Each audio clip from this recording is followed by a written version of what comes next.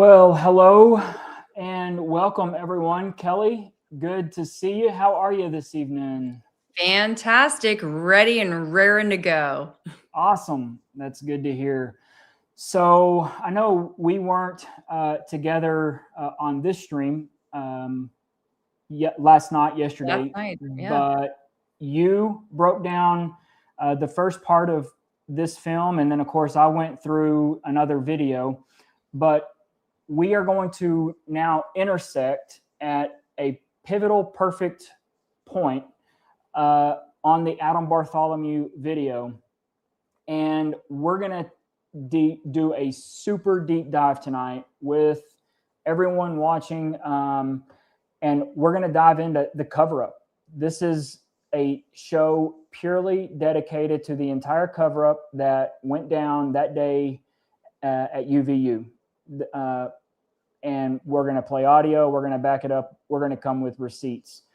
Kelly, today, let's just take it from the top on some news of the day, I guess. And we actually found ourselves on a similar video on YouTube today. That was the UVU State of the Union or State of the University address that just was wild. And then, of course, some big time news broke after that. Yeah. What was your take on what we witnessed from Orem, Utah today? Wow. Woo. A little bit of both. We saw some dancing. We heard some really bad jokes. I didn't even know if dancing was allowed there, but maybe it is. I don't know. I haven't looked it up yet. But we saw a lot of it on stage and on display for the world. Yeah. You know, the radar, or I guess maybe the presence, the internal compass, the thing that's kind of like, you know, we might have a lot of people watching today that maybe not under normal circumstances would be watching. And that apparently was not lost on them at all today, because you would have never guessed, just a few months ago, we had probably the assassination of our lifetimes. I hope it is. I hope we don't have to go through anything like this ever again. But it was very telling. Let me put it that way. And yes, audience, you can read between the lines on exactly what I am talking about. Do you have that by chance? Maybe any of that stream by chance? I'll pull it up and I'll talk about it I can talk about it for a moment, just to kind of tee that up. So I just kind of run across this stream showing that it was UVU's State of the School, essentially starting off the 2026 school year. And the president was speaking, and she's quite the interesting woman. But to see her hop up on stage, and she's got a whole lot of school spirit, I'll give her that. But really busted out some singing, the dance moves. And as Blake mentioned, you never would have thought that just 4 months ago, there would have been such a major catastrophic event on her campus at all, with the apparent murder of Charlie Kirk. Yep, here it is. I'm grateful that I get to be here to introduce Dr. Astrid S. Timunez, or as I like to call her, President Timunez. But all the way back in 2018, following a rich and storied career in business, filling all the professional that through tragedy and biggest supporter of all time. Here we go. We can show our support to her as she enters the stage today. That would be fantastic. So please welcome Dr. Astrid S. Timunez.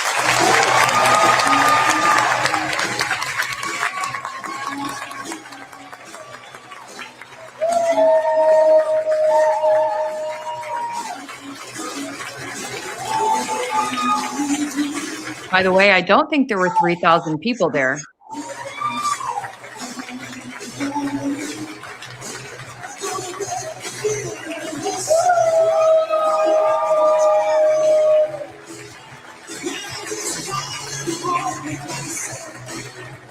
I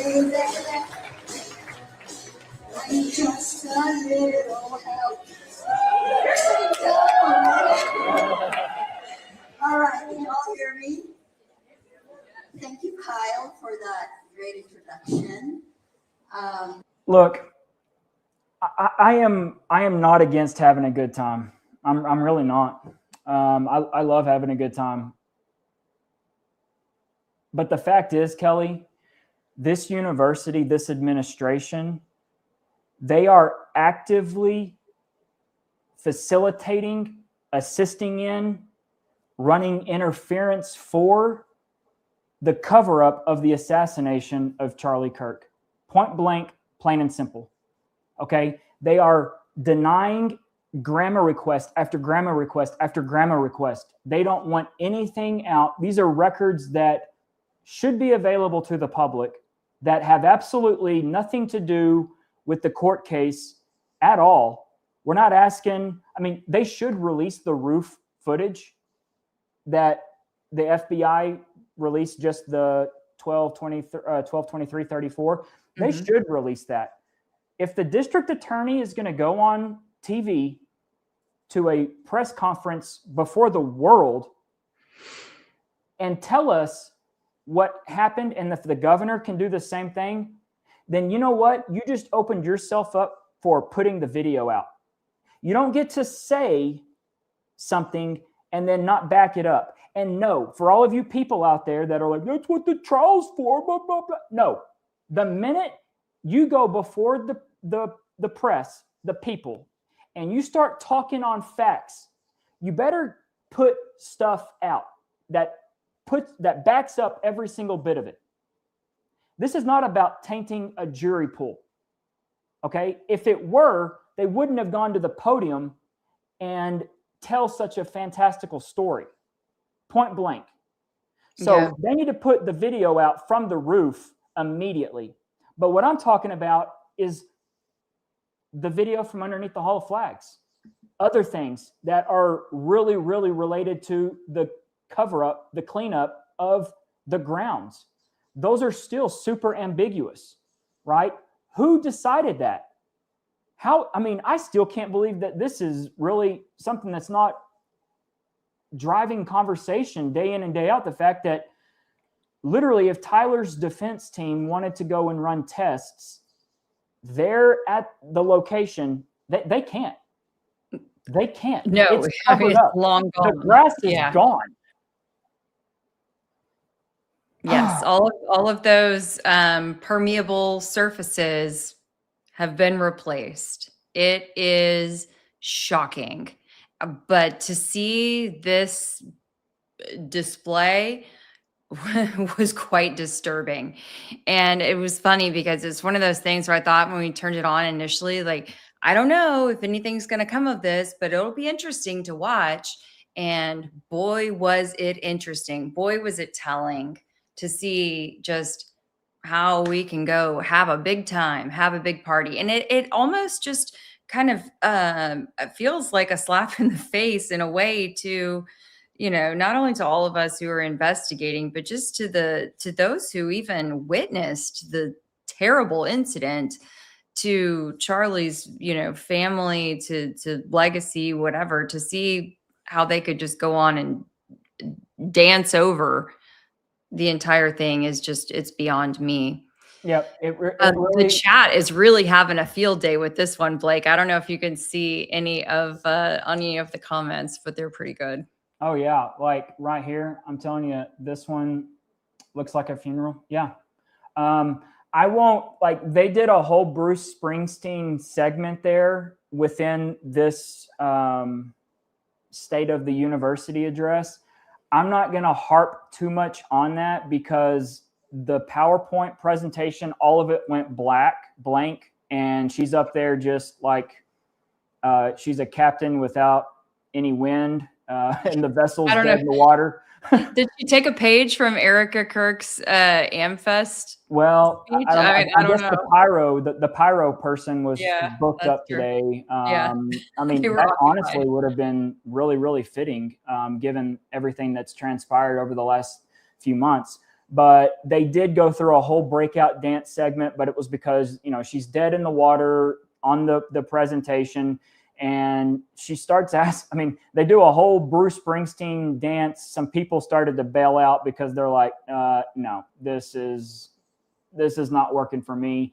I probably would have done the same thing if I would have bailed out too. But then she's like, well, we'll start doing some Q&A. So I'm like, hey, KSL News Utah, why don't you guys do your jobs?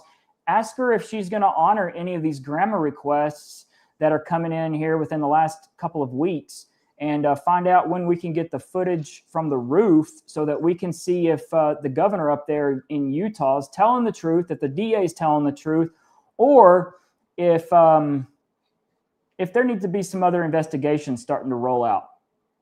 But I don't think that's ever going to come. I think by the looks of things here at UVU, they done moved on.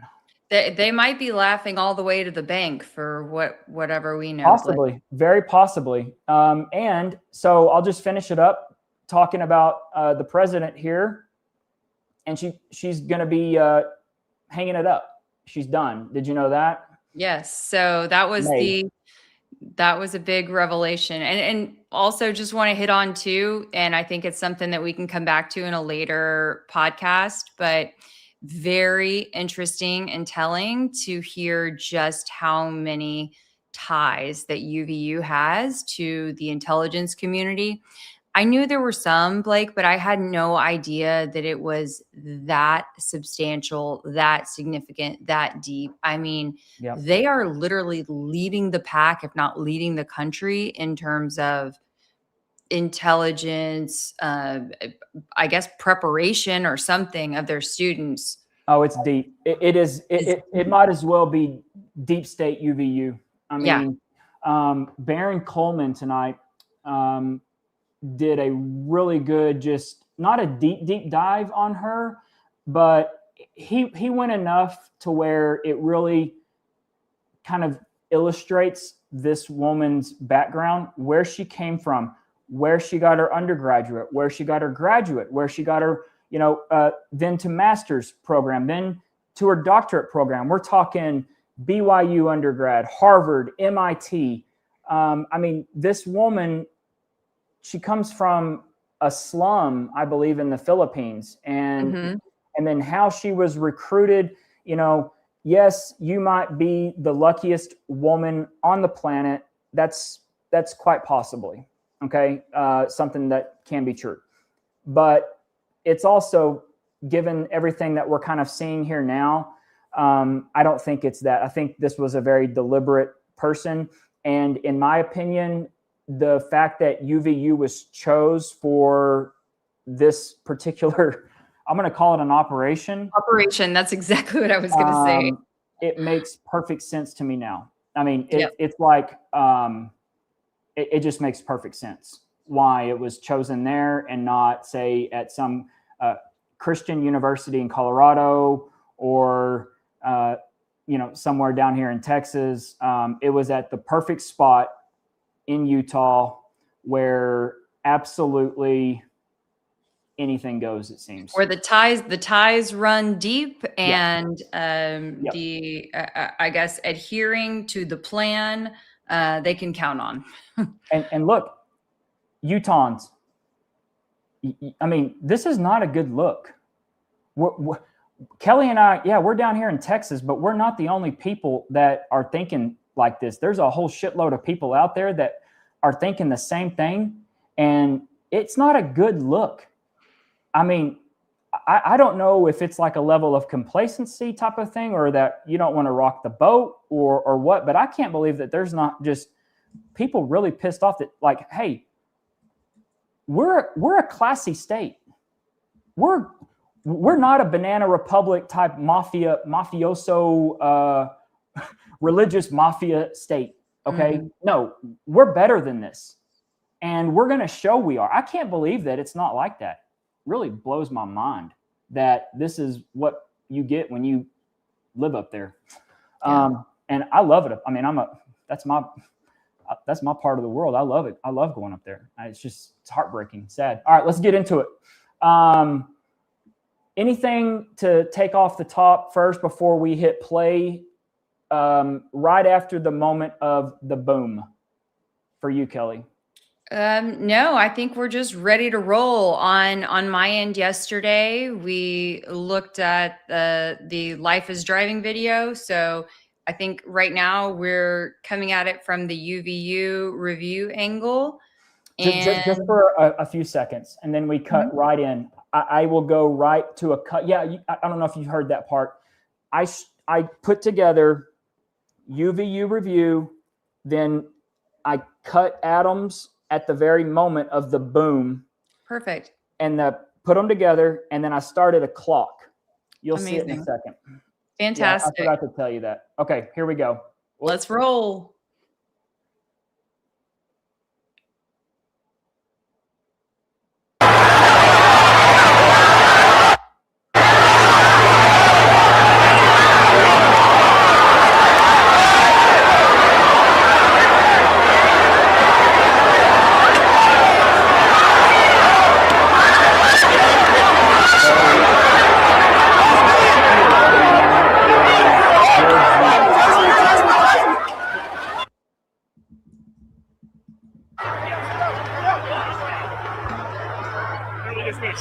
There's been a shooting. We heard shots.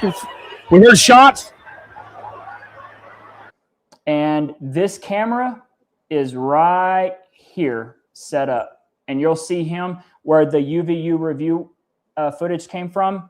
It came from right here. Now, a couple of things I want to point is right up here. This is all new, but I just found this yesterday, or I've always been interested in the red hat officer. You'll see why.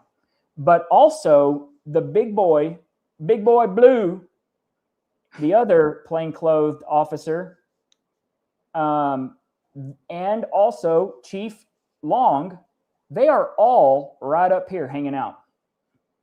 And you'll see them.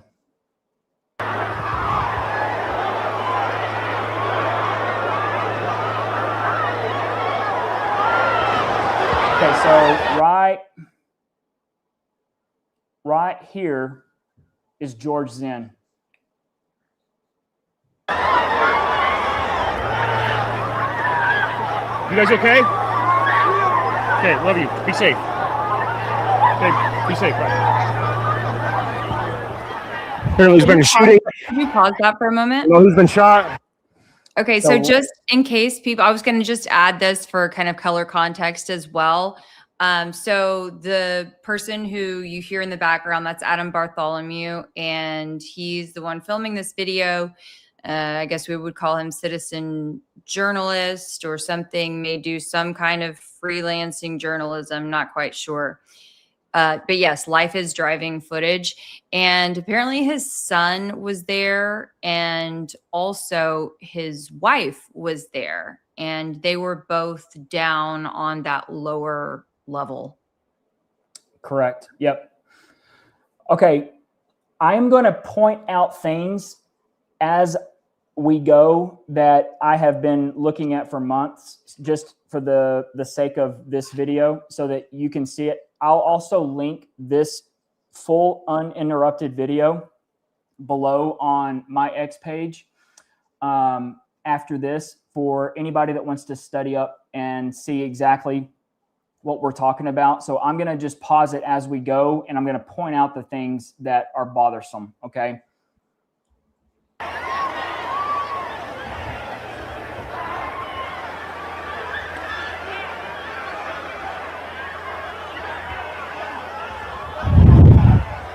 We are here live at Utah Valley State University. There's been a shooting at the Charlie Kirk event, the TPUSA event. There has been a shooting. Everybody's evacuating. So right here is Chief Long. This is the guy in the red hat, and the big boy in blue. You'll see him as well. And they're running. I don't know if so there they take off running. So a minute, 12 seconds after the explosion, this is when finally, and yes, the red hat officer the reason I'm talking about him so much is because he's going to play a very big role here in a little bit. Okay. But the red hat officer was in the crowd the entire time. He was posted up right here along the railing. And the only shot we see of him is he's videoing with his iPhone in landscape mode. Before Charlie's walked up, he's like videoing. Okay. So here they are taking off running. That was shots or if that was fireworks, to be honest, but. Good, how are you doing? Were you able to see anything that happened? I was standing right here interviewing people. Hang on. No, they have not run yet. Here's Big Boy in blue with his gun. I can see him. Holy shit. He's right here. Got There shot in goes the neck, is the what my kid red is saying. hat officer. Yeah. So there's the two my cops goodness. running right there. And then here is David. My son is down there. There's He David says Long. that Charlie Kirk has been shot That's in the neck. chief. This is unconfirmed. This is from my son who was down there right in front of Charlie Kirk. We're going to go down. Okay, I'm going to back it up right quick because there's something very important here that I want to hit on.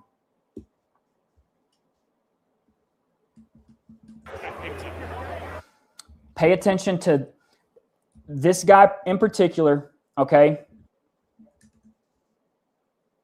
So here's George Zinn waving his hat saying, it was me, I'm the one who shot Charlie, kill me, shoot me, put me out of my old misery. I don't know if that was shots or if that was fireworks, to be honest, but. Good, how are you? Okay, here are another two plainclothes officers, not the two that were up there. This is Disney Dad. Disney Dad and the guy in the black grunt style t-shirt, they look like just normal dudes. They come walking down right after George walks right here. This is who's in all of the photos that arrested him, okay? He's walking right behind Zinn. How you doing? Were you able to see anything that happened? I was standing right here interviewing people. Hang on. Charlie Kirk got shot? Okay. Holy shit. Charlie Kirk got shot in the neck is what my kid is. Now, while he is about to jump down and go here, I want you to pay attention to this guy right here, okay? Why is that? That is Jason Behunin, okay?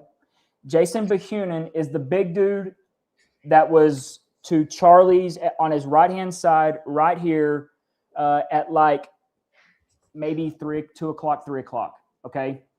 He's wearing a red hat, red MAGA hat, dark clothing, okay? He has given a live interview, or he gave a sit-down interview with 3 other people, and he really just breaks down that he was never really a fan of Charlie. He knew that Charlie was coming within a couple of weeks, I believe. He just was like, I'll stop in, blah, blah, blah. Anyways, I'll play it if we have some time after. But there's something weird here with this guy. Jason is a retired correction officer. I believe he's been in law enforcement possibly his whole life, okay? He knows the law, okay? He's a civilian in this capacity, okay? He's retired. Saying. Your kid saying. Okay, did y'all see that? He is pointing. That is his hand, and he is pointing to a guy in a bucket hat with a backpack, and he is pointing where to go and look for things to pick up. Okay? Charlie Kirk got shot in the You neck. see his hand? Kelly, can you see it okay? Yeah, I can. The arm outstretched. I just want to make sure the resolution's good. That's what my kid is saying. Your kid saying. Or so. Yeah. Oh my goodness. He's pointing to this kid right here. My son is down there. He's Okay. So as he points to this kid or guy, I don't know, you never get a good look at his face because the bucket hat is pulled down so low on his face. But this kid is crouched down looking for shit. Okay. And then Jason is over here picking up the microphone, and then he's actually going to yell into it. He picks up the stand. He lays it over. Like, he's over there, like, messing with this freaking live crime scene. And there's absolutely, like, for someone that's spent their entire life in law enforcement, you are the one person that should know unequivocally, without a shadow of doubt, you don't touch the fucking crime scene at all. Like, what are you doing? Like, leave everything alone. Like, a dude just either got shot or blown up. And then you're over here like, what are you doing? What are you doing? Says that Charlie Kirk has been shot in the neck. This is unconfirmed. This is from my son, who was down there right in front of Charlie Kirk. We're going to go down there and see if we can get So he's going to walk down. any more info. My son just said Charlie Kirk was... Sorry, y'all. I need to stop this. It's so touchy. Let me back it up. I got excited because there was a good point right there. Okay, I'll just let it play. Holy shit, Charlie Kirk got shot in the neck is what my kid is saying. Kirk, we're going to go down there and see if we can get any more info. My son just said Charlie Kirk. Can you turn the volume down a little bit on that? Right there? Yeah, I can't see. I think you can do it as you're adding it, you know, where you added it into the scene, like from the bottom, the presentation, you know, of StreamYard. Gotcha. You can control the volume for it there. Okay. Okay, first off, okay, right here. This is 1:52 after the bomb. This kid right here, this guy is Binder Boy. Okay? Who's Binder Boy? Binder Boy is the person who is with Turning Point USA.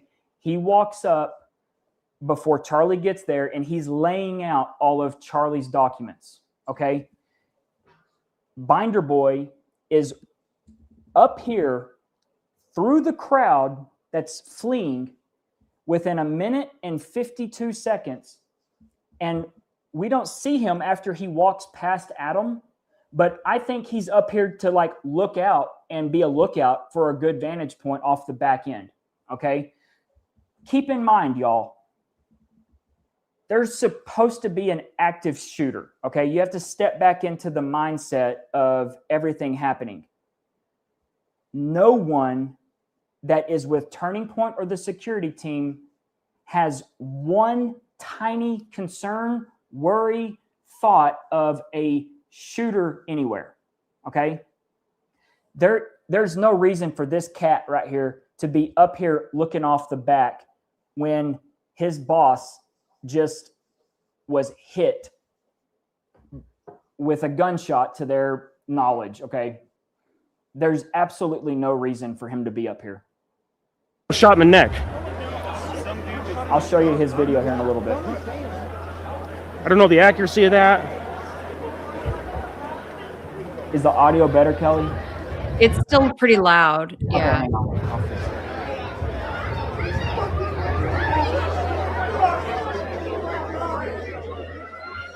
it. Here you go. Much better. You guys okay?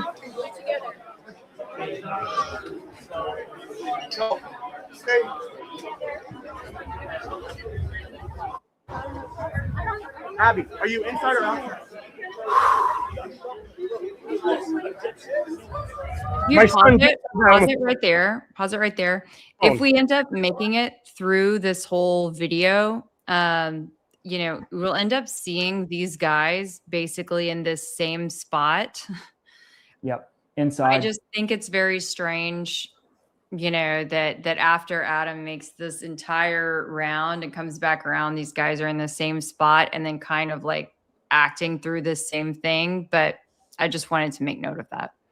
Yeah. And it's hard to say because I know where these two were sitting, and I have to step into into the role that if I was there and I have I'm just going to assume that this kid's a college kid. I'm with my son. I'm probably going to be hanging out too because I'm a nosy person, right? Like I'm just going to be, I'm going to be wanting to see what's going on. So it's hard to like put yourself in there. And yes, they do pop up multiple times, but Yeah, you're right. That means it was over there. It sounded like it came from up there. Sounded like a sharpshooter. Dude, he just got shot.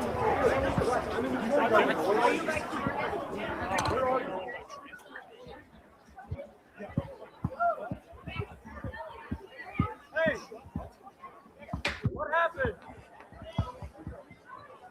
You don't know.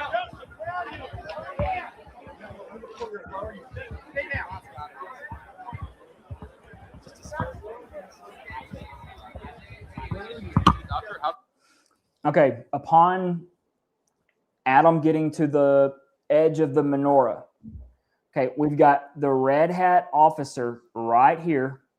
Okay, here is another officer. Everybody that is right over here that's in plain clothes is not civilian. Okay, and I'll show you.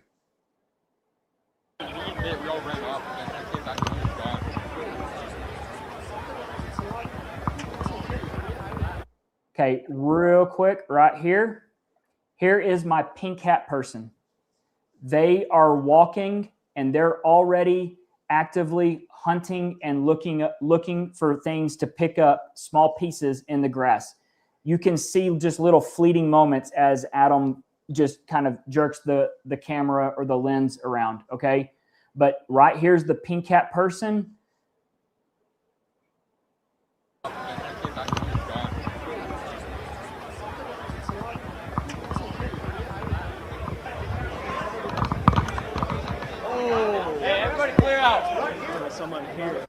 All of these guys in here are not civilians. These are all some sort of operational. They're in some sort of operational capacity. Okay, and we know that because there's pictures of them with handguns in their waistbands.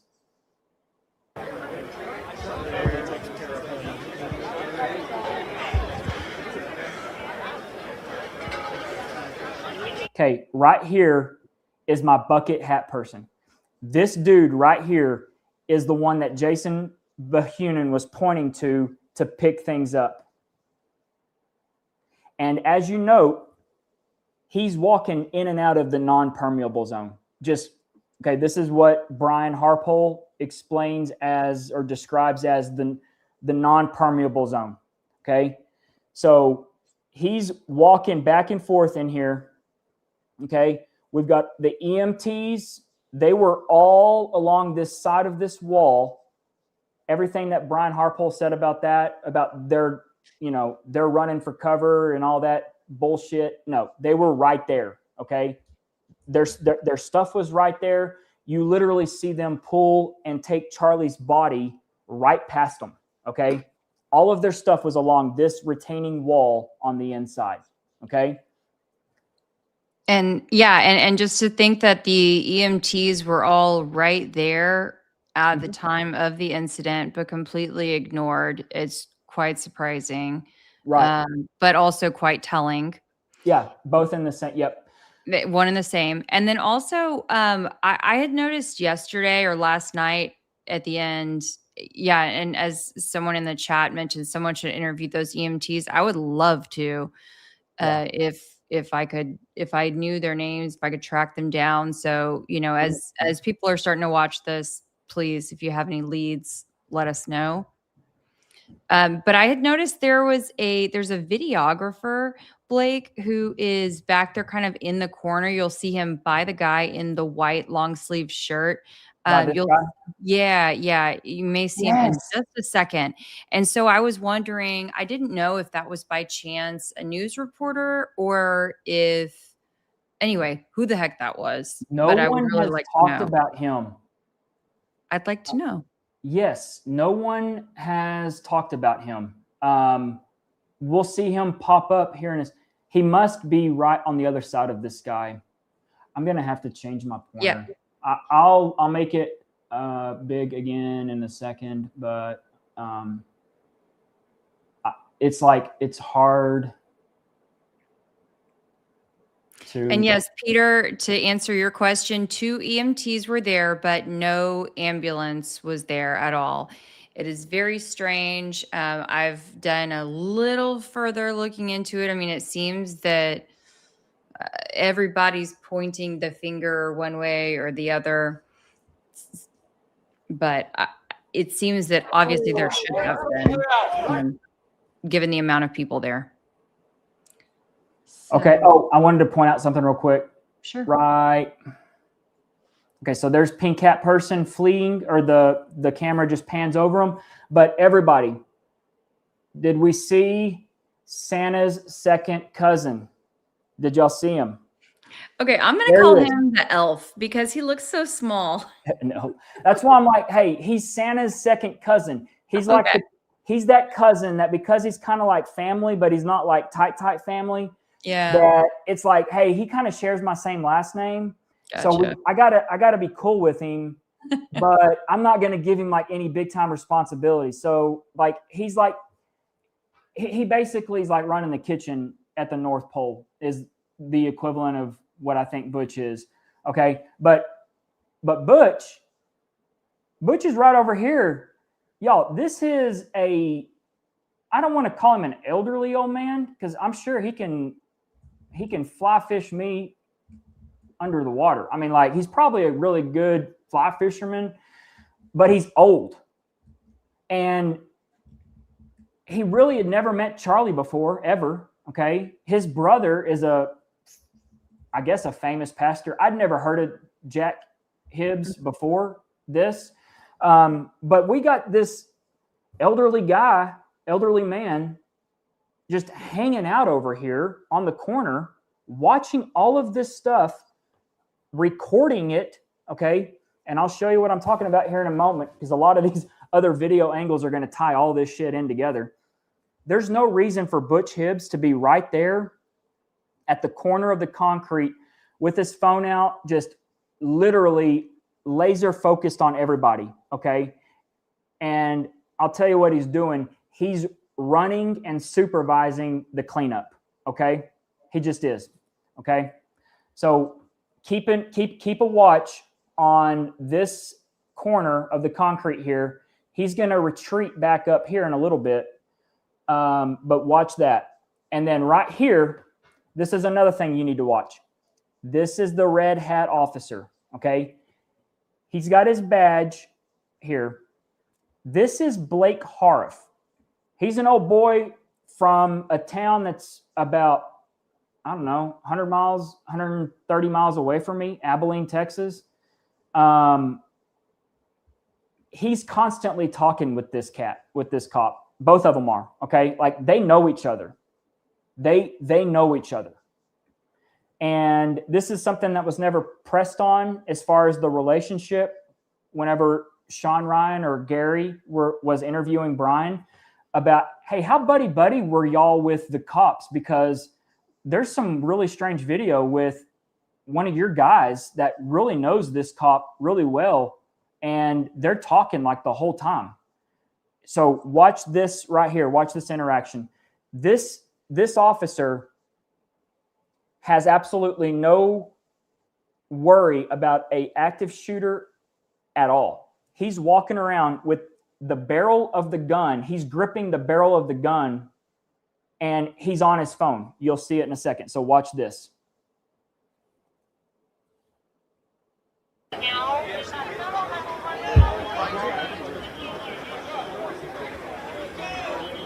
With multiple eyewitnesses saying that Charlie Kirk has been shot in the neck, and that they saw blood spray. Right there. Here's your videographer, Kelly. Yep, there we go. So I'm wondering, I mean, that's a real nice camera. Oh, it's a very nice camera. Who is this person?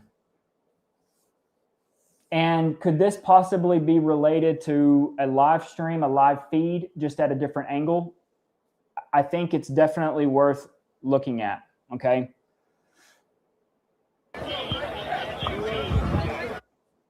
Okay, here's pink hat person walking right past Butch. Here is the little dude with the bucket hat picking stuff up. Where are you? Okay, calm down. Hey, Blake, I want to pause you for a second because there has been someone, Wilson, who has mentioned a few times in the chat. I'm trying to keep an eye on the chat too, but the barricades that were separating the van, I hadn't noticed that there were barricades specifically separating the van. Are you aware of that? In what regard? If you're able At the front? maybe, but it sounded like, let's see, that this person felt like that there were barricades separating the van from even the other vehicles. I didn't. No. Well, actually, yeah, there are. You see that right there? Oh, yeah. Yes, because in one of the videos, as what's his name? He commented on a video today. Mark Hall. Does that sound right? Yeah, I think it's Mark Hall. He's shooting a video, and his wife is running. I think it's his wife running behind him, and they have to run around the barricade this way. So a lot of the people fled out of here. They went along the side of the minivan. You've seen that video, right, Kelly, where they're all hanging out by the minivan? Okay. Yep, definitely. And then you had to walk around a couple of barricades here and then go here. So with that, I mean, I don't know really and truly if it really means anything other than the fact they just had another layer of barricades up, because you can look and see on the UVU review video, people were through there. I mean, there was a lot of people back there. There's the CEO of that I Am Second company. There's other people, TPUSA. There's all these. I mean, there were a lot of people back there. So I don't necessarily know if that meant anything. But yes, there was another set of barricades there. All right.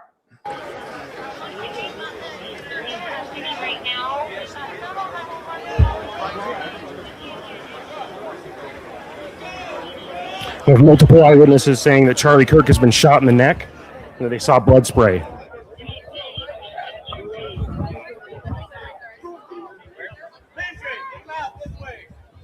Where are you? Okay, calm down.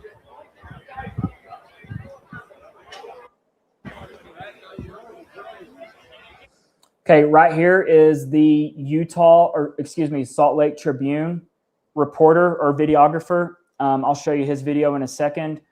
This is him running around right here.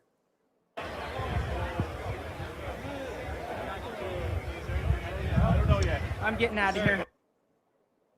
Okay, so notable things. We have this is a little cleanup dude right here, okay? Then we've got Butch, who's now right over here, like he's basically trying to do his best 007, okay? We've got the pink hat person. Butch is actually on the phone with someone. Terrell Farnsworth is still back here standing in the rocks shooting his infamous selfie video. Okay, he's still there. And then we've got all the security team right here in front with the chief is right here. Here's Red Hat and here's Big Boy. Stay close.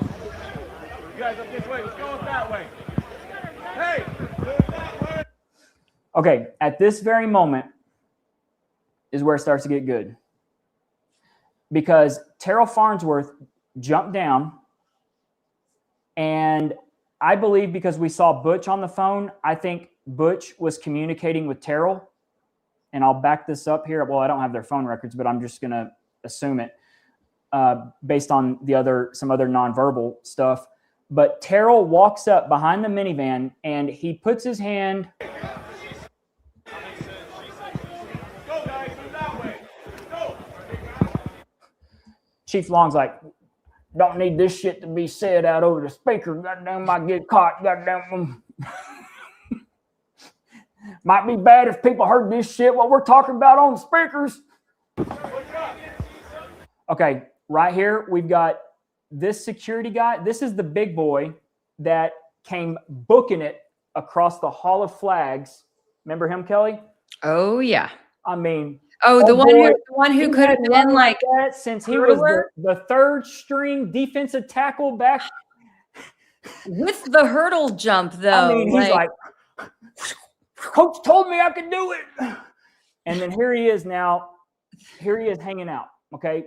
This is a new guy. I don't know who this is. This is one of the new people that Brian Harpole is talking about on the Sean Ryan interview. This is one of the new crew. Okay. Because he's never been. But he's manning this entry point here. Okay, Terrell is right here. And Terrell has been in a thought pose for the last few seconds because Terrell has got a conundrum, I believe. Terrell walks up.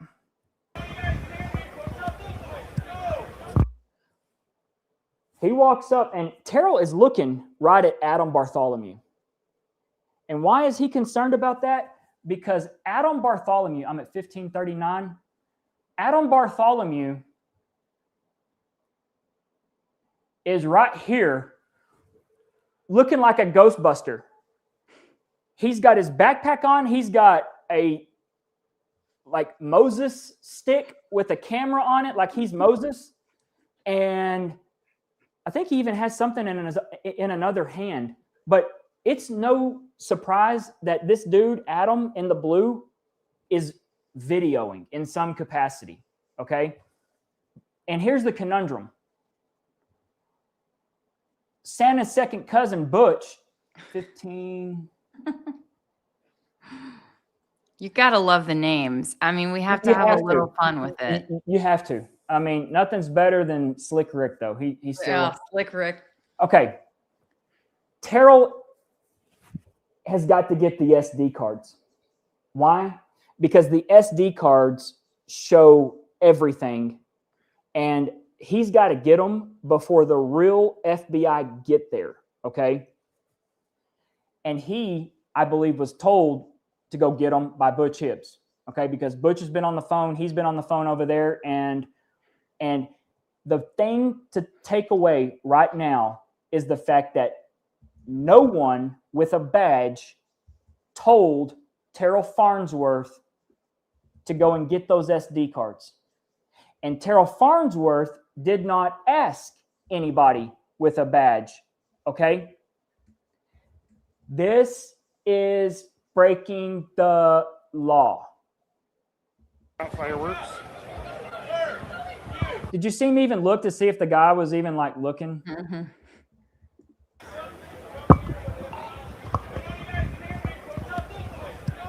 Definitely not fireworks. Notice what Butch is doing. Oh, Santa's cousin's like, I don't need to be on camera. So he's getting some distance between him and the camera because he don't want to be on camera. About time to skedaddle. And he's probably calling somebody saying, oh shit, we got a dude down here in a blue shirt and he looks like he's for real. Like he's got maybe. I don't know. Kelly, I don't know. See, this might be where you and I differ. Kelly. Adam Bartholomew has put the nail in the coffin for all these motherfuckers. So if he's a Fed or if he's in on it, he's the worst person to be in on it because he's provided us the most invaluable piece of video. Think about what we're able to prove on this. I know. I don't think that they intended he's an we awful would, Fed. So he's we an awful would Fed. go through. Yeah, I think he's Okay. a CI. Adam, you're the shittiest Fed, but thank you. I hope you got paid, buddy. I hope you got paid well. I can tell you right now that this right here is, I mean, they would have been better off paying him to stay the fuck away, Kelly. Okay, so someone in the chat, Fusible is just something, I don't know, I lost anyway, said, well, Cash Patel has a badge, so, you know. Well, yeah, maybe they drink at the bar, maybe they're bar buddies in Valhalla, I don't know. Okay, so Terrell And you notice who's come back now is Philip Goldsberry, and they're talking back and forth. I don't think they're talking about what they're doing because they know they're going in for it. I think they're talking because they're concerned that Adam Bartholomew is right here videoing all of this. And they're like, oh shit, what do we do? Okay. So watch.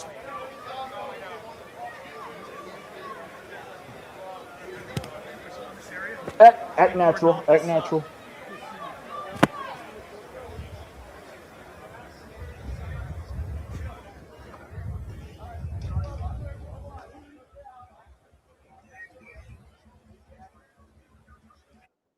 Okay, I'm going to back it up right.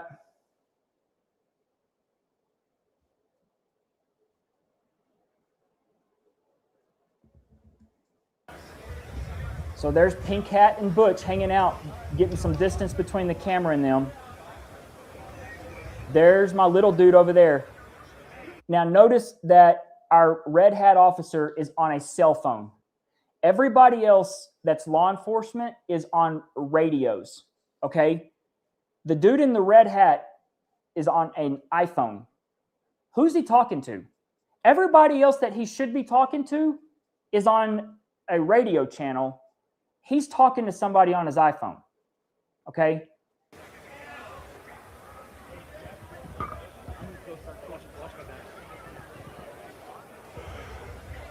Yeah, I still maintain that we cannot, unfortunately, see Adam's face, and so I just believe that there was nonverbal communication. Okay, let's just go with it. Adam's in on it for right now. Okay? I mean, I'm just saying. I just want to acknowledge there's people in the chat, so right now, I just want them to. Terrell is looking back over here on the side.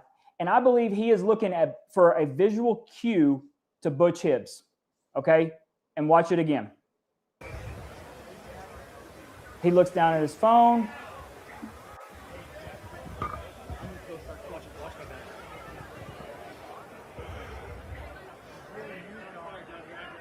He's looking at Butch Hibbs. Butch Hibbs is right here. Safety team is here. I just heard them say the active shooter, Charlie Kirk, has been shot. Here's Y Refi guy. Terrell's going in for the cards. Phillips here. They're trying to act natural. Charlie Kirk got hit, is what the security detail just said.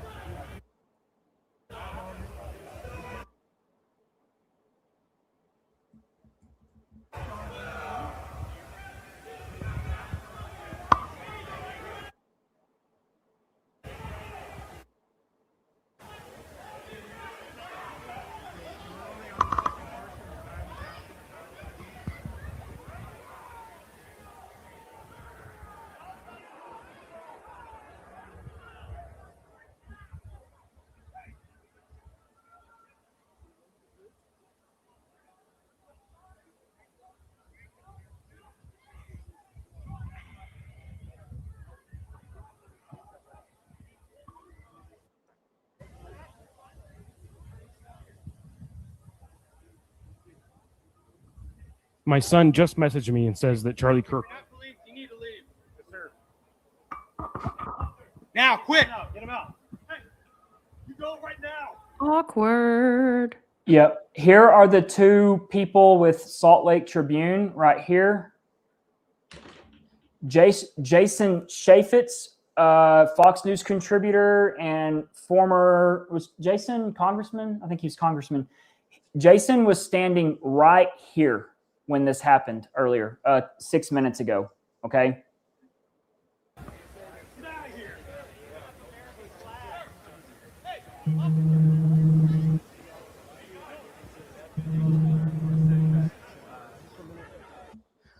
Okay, so what is happening right here? This is the moment where they find either a gun holster or something of that nature, okay?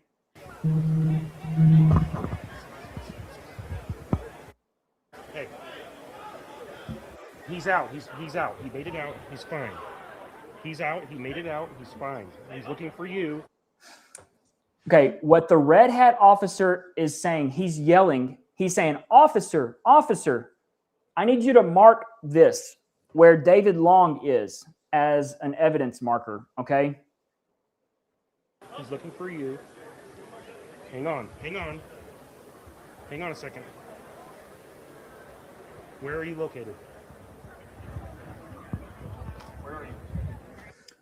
All right. While we're right here, I want to talk about this guy right here who is in a big conversation with Butch, Santa Claus. This is the guy who walks up. I ended it yesterday.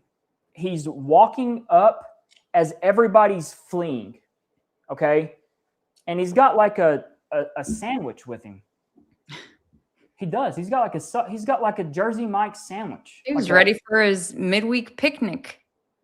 Like, what the Kelly? Are there any like journalists or journalism videographers, photojournalists in the crowd watching this by chance? And if you are, will you comment if this is normal after what's being told and reported that Charlie Kirk was just shot and all of this mass hysteria is playing out? Is it natural for you to be walking up as everyone's fleeing and then you're going to go find your way right here on the second step of the menorah and never pull out your video camcorder? Like, yeah, about 50 feet away from, where. Is that normal? Kelly, you've been in this world before. Is this normal? No, absolutely not. It's that guy has always perplexed me. Like, who in the world is he? What is he doing? Because, and why is nobody making him move? Right. I just, it's very strange. Like, who the fuck is this guy? I don't know. I've done all sorts of facial If anybody knows where he was before the shot, I have not identified that. So that's a wonderful. Guy right here? Yeah. Have you seen where he was before the shot? Because I don't think that he would have been in that exact spot, because I feel like that whole area was full of younger folks who were definitely all standing up. You ready? Ready.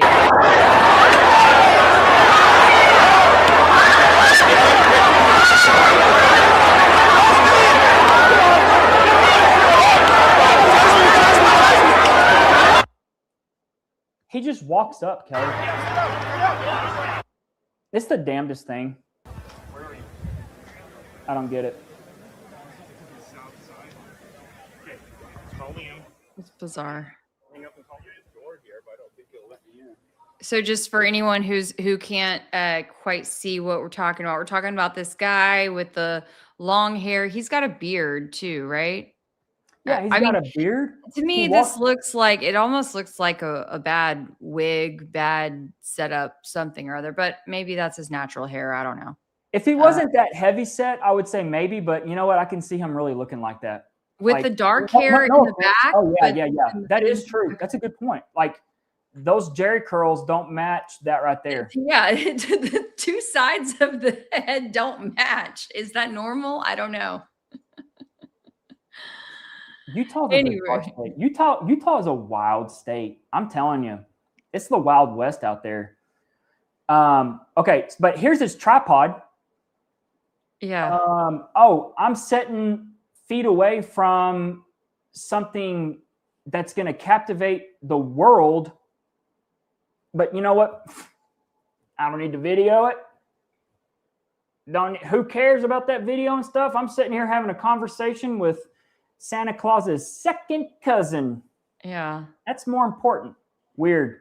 Very weird. It does look like he could have been having some kind of potential, I don't know, like a medical issue, but at the same time, or that his legs were hurting him or something. But if my legs are hurting, I'm not going down the menorah. I'm staying my ass up top. Exactly. Because at that point, if you go down, you need to go back up. That means you still got to go back up. So it's just, the whole thing is sus.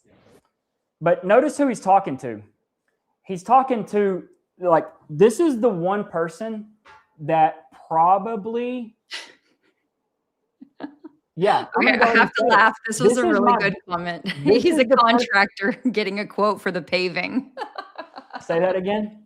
He's a contractor getting a quote for the paving. That was one Yeah. of our comments. That's actually quite clever. Thank Yeah. you. And he's just really getting a good look at the type of grass he's working with. The pink hat person, they're at the top of my totem pole. Yeah. They really are, Kelly, because I don't know who this person is. Yeah. And this person is deeply, deeply involved. And the fact that they just look so out there, like they do not look like anything you would expect of some sort of operation taking place. Like they're carrying around what looks like a 7-Eleven Mountain Dew with no ice in it, right? They look like they are so chill, and it works unless you've just completely obsessed over these videos and you've put all these things together and you're like, what are you doing?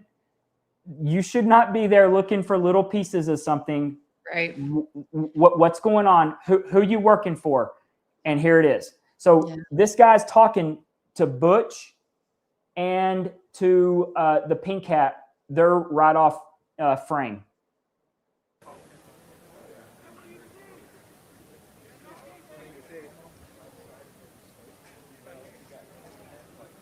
Okay, so right quick, 7 minutes and 20 seconds. And we've got Disney Dad, Lightning McQueen. Here he comes. He's done. George, he didn't get shot. He's actually handcuffed in the back of a, what does Tyler call it? Oh, a squad car. I have a vehicle. Squad car. And he's done. He can go back to his kids, like in the stroller. Like it's so weird because he does. Watch. He's done. Sir, did you say you saw it happen? Yeah. Pink Cat, what are you kicking over and looking for? What are you? These are people's stuff. What are you looking for? And what if you were to find it? Are you going to pick it up? And we don't know. I mean, there's no telling what all they found and picked up. But what we don't even know what his job is, who he is. We don't think he's security, right? I have no clue. I believe genuinely that this is a Eskimo Indian, some sort of Pacific Islander. That's their like their race. I think they're kind of like what you would see over there, like in Samoa type of thing, and they've got like some man boobs, but it's not a female.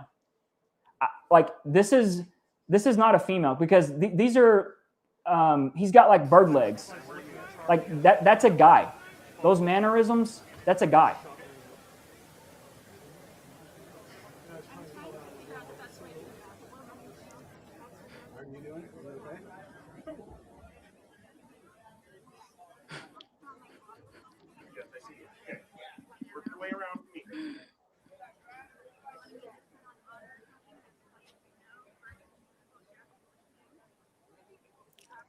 It looks like one of the guys though that you would see if you went to a concert or a basketball game or something like that. Yeah, who's just standing there. An event staff. Yeah, he looks like event staff. Stay off the field. Don't tear down the goalpost. Like not working security, but just like sort of running interference. Kelly, this person, Pink Hat, is running back and forth as it's happening. Remember, because on one of the videos, I think it's Cub. Yeah, I think on Cub's video, you can see this person like running through somewhere, and then they're running back, and then now they're here running the cleanup or assisting in it, right? Mm-hmm. Because Butch is still over here hanging out on the side. But I want to back it up because we missed a couple of things. So right here, watch this. Oh yeah, this is exciting. Okay, so they know each other. Like you're not going to put your hands on an officer if you don't know him like this. So this uniformed cop,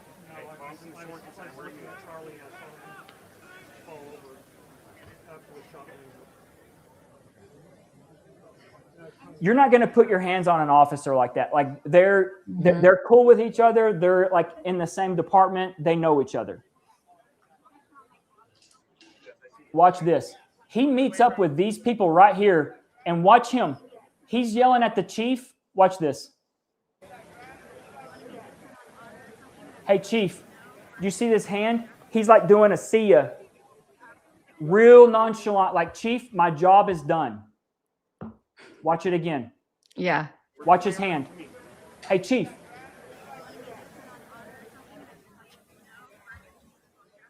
And then he walks into the sunset with his friends. It's like his one job was to go and arrest George Zinn. That's what his job was, and he did it because he's on all of the videos. And literally, you can track him. He's still right here. Now there's the chief right back there, though. Is that right? Is he? The chief is right here. Yeah. Okay. There's Andrew. What's up, Andrew? Oh, there's Andrew. No, you don't have a gun in your camera. Yeah, please. Well, for the people who are harassing Andrew, to please. I like Andrew. I mean, he's a great photographer. The love and he's just, what the hell happened here? And Blake, I want to say this, that, okay, so there have been people who literally have been harassed, who've been receiving death threats, and they're being contacted by strangers and taunted with their family's names. This stuff is getting really serious. And the reason why is because TPUSA and the government are not being forthcoming with information. They're not doing their part to help the cause, to help quash some of these concerns. Therefore, 100%. people are just running wild with random theories and things. And so, and unfortunately, there are a lot of people who are getting caught in the crosshairs, and it is time that this stops. It's 100%. scary. 100%. Okay, so at this point, we've got this cop is walking away. Notice what's happening right here. Terrell is talking with this security guy here. We've got the red hat officer still on his cell phone, okay? He's going to jump back on the phone. Hello? Now, watch this exchange. Terrell is going in for this SD card right here in this camera. Did you see the big boy? The big boy in blue says, hey, you got to get back.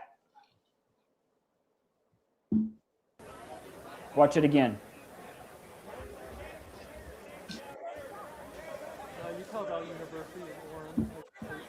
Terrell says, no, I gotta get this. I gotta get this. And then he's overridden by the red hat officer. Stay back to the grass as much as possible. The guy who was arrested, I got him. Did y'all see that?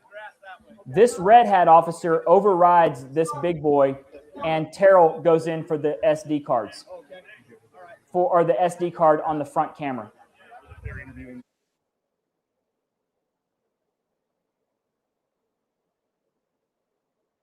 the love and tolerance crowd. Oh, yeah, I saw them in the apparatus. Okay, now this is where everything starts to go sideways for their narrative. They being like Brian and the security team, is because the red hat officer is going to point And Blake Hariff right here and all the other security team, they are going to begin to sweep the crime scene. Watch. Yeah. Right there. Do you know? See him pointing? Could you see that, Kelly?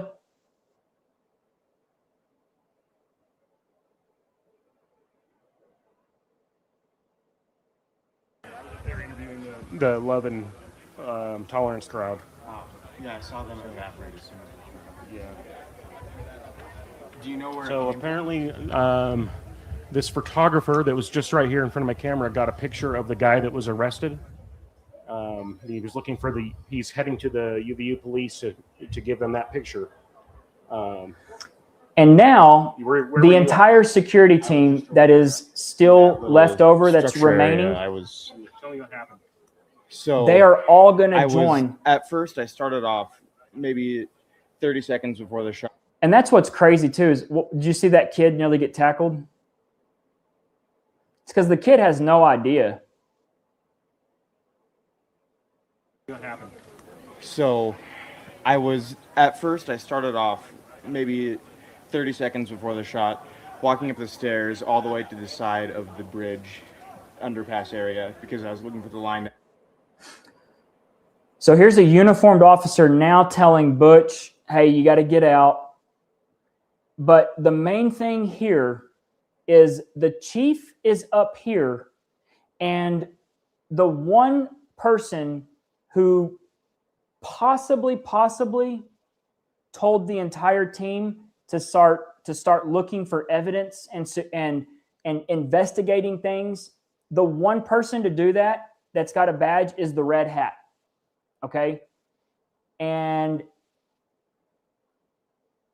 there's so many issues with that, but it is not the chief, because the chief has been up here the whole time. It is the red hat officer. Ask him a question. It came to our attention that the line was on the other side, so I went around and ended just by the structure thing, and that's when we heard the gunshot. Wow.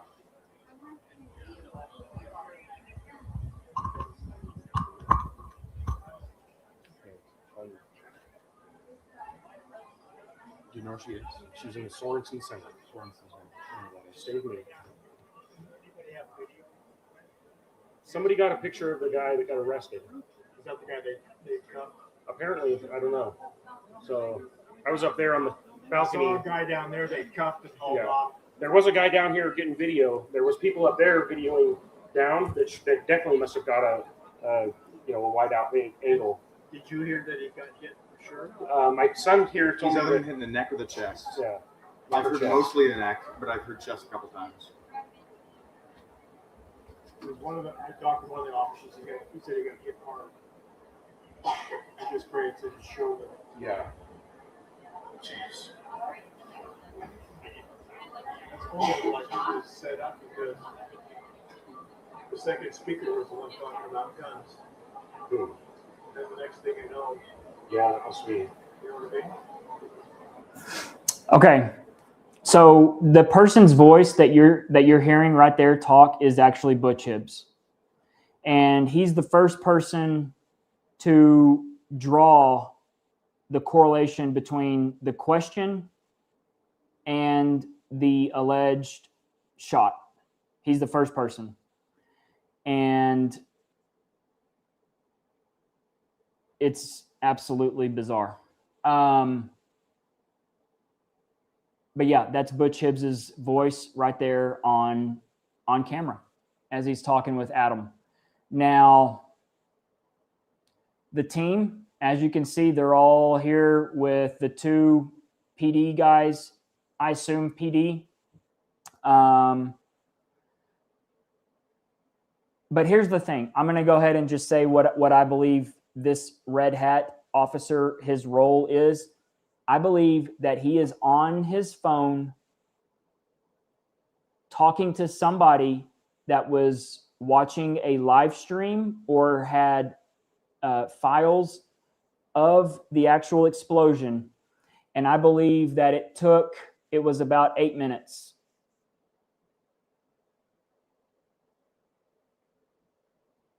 right here, 8 minutes and 46 seconds after the explosion is when I believe he's saying, hey, y'all need to go and look really good over this area.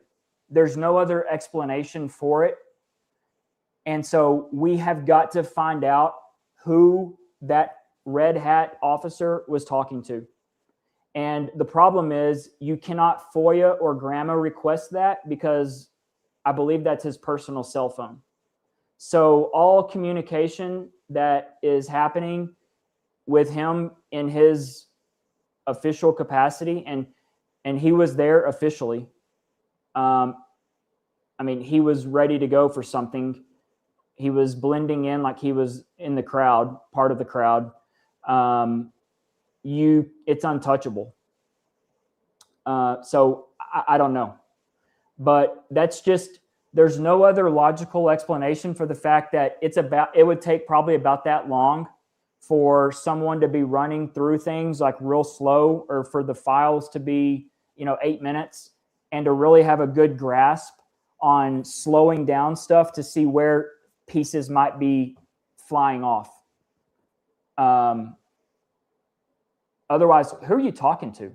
Who are you talking to that is not on the radio, right? It's something involved in this whole thing. And I don't know how, I don't know how we get.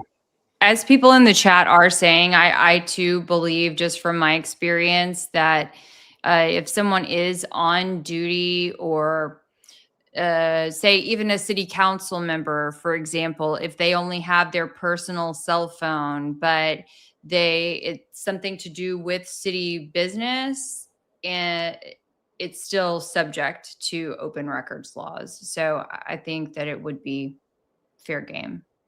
Okay. All right, I'm going to hit play. Yeah.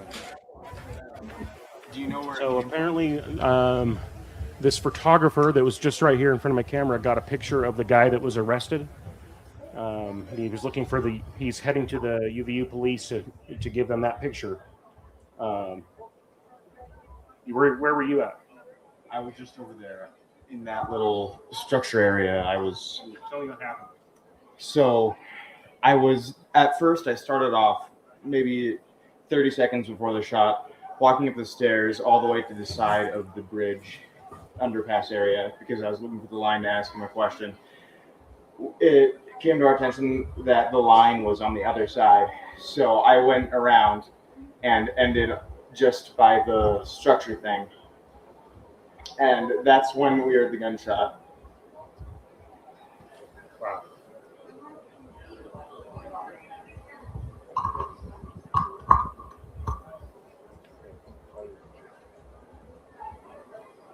Do you know where she is? She's in Sorensen Center.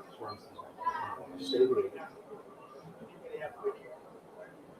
Somebody got a picture of the guy that got arrested. Is that the guy they cuffed? Apparently, I don't know. So I was up there on the I balcony. saw a guy down there they cuffed and hauled Yeah. off. There was a guy down here getting video. There was people up there videoing down that definitely must have got a wide out angle. Did you hear that he got hit? Sure.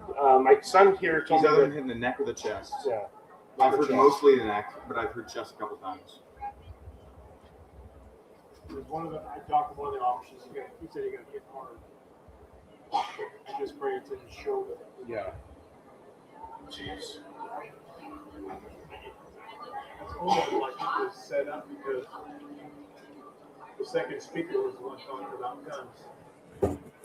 Kelly, have you ever in your wildest dreams seen anything like this, where you've got like the security detail combing through the crime scene right in front of, like, I mean, here's the first time they're starting to talk to the chief. Like, I mean, this is insane, Kelly. Here's the thing, is that even for the university police department, that police chief still doesn't know any background about these security guys. Like, why would you trust the security guys to let them go comb through your crime scene? No, standard procedure is you rope off the crime scene. Obviously. Right. Everybody needs to get the heck out of Dodge and leave your space in its exact condition. Duh. I mean, what business do they have? I mean, like, it's like these two cops here are like, yeah, y'all go do our jobs. Yeah. I mean, you have no idea. Like, these guys are from out of state. Who knows if they even really have licenses or not? I mean, I'm sure you hope so because they're coming with Charlie Kirk, but like, it's just absurd. He did not have any control of his scene. And this just goes back to why I think that it was all arranged. It was all set up to be this way. It was intentional. They never wanted to really have any control over it because they didn't need to. I mean, right here, this entire little sequence where they're hunting, like they're hunting Easter eggs. It's a grown man Easter egg hunt. Literally. Look at them. It looks like there could be. I'm sure Coach, was it Coach Collins, his name? He could do a meme where they've got Easter eggs all over the place with them right here looking for this shit. Like, it's literally so out of bounds. And the fact that no one, I mean, like, it was just written off like, oh, Sean Ryan asked that question and Brian gave a good answer. There were victims laid out.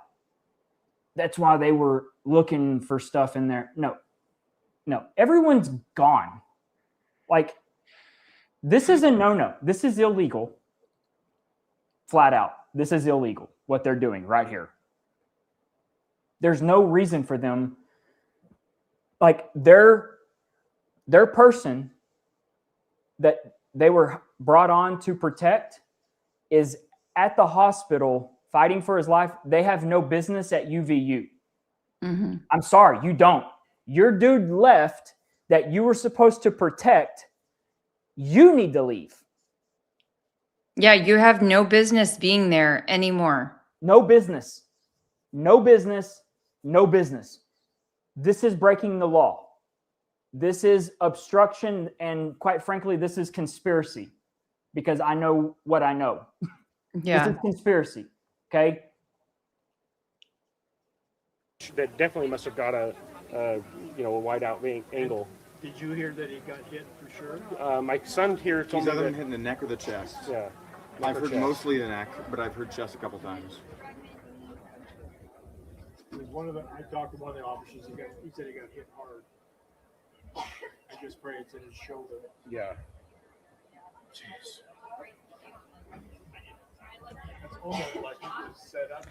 Another interesting point, Kelly, that I want to bring up right quick is, do you remember the charging document, the probable cause affidavit? Of course. What does it say about the officer that heard the shot? I'll bring it up. Do you remember? Let's see how. Well, one thing that I just recall while you're pulling it up off the top of my head is that it sounded to me like an officer went over there to explore that area by himself. So that was always kind of strange to me, because typically one would not go over to make some sort of discovery by themselves. Right. That calls into question the accuracy, the legitimacy of evidence. Okay, I'm going to read it.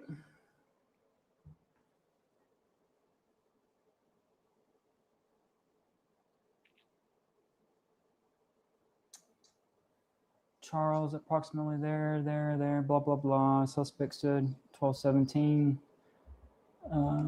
Okay. I'm going to pick it up for when they're saying the shot. At approximately 12:23 hours, Charlie Kirk was shot. At approximately 12:23 hours, surveillance shows that a suspect stood up suddenly from the edge of the rooftop and sprinted north on the rooftop of the Low-C building. Suspect ran to the northeast corner of the Low-C Center building and approached the edge of the rooftop. Suspect placed a dark item, blah, blah, blah, blah, blah. Okay.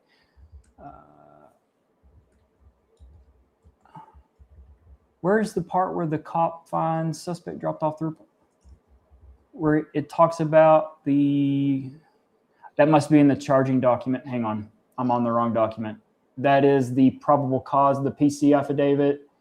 It is the charging document right here. Apologies, y'all. Okay.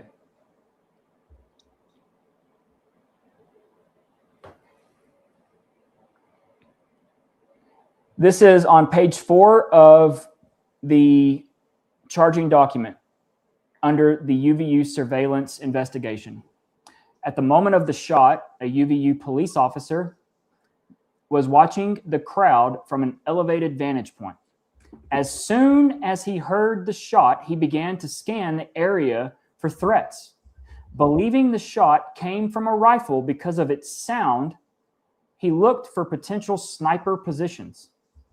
He noted a roof area approximately 160 yards away from Mr. Kirk as a potential shooting position, and he rushed there to look for evidence.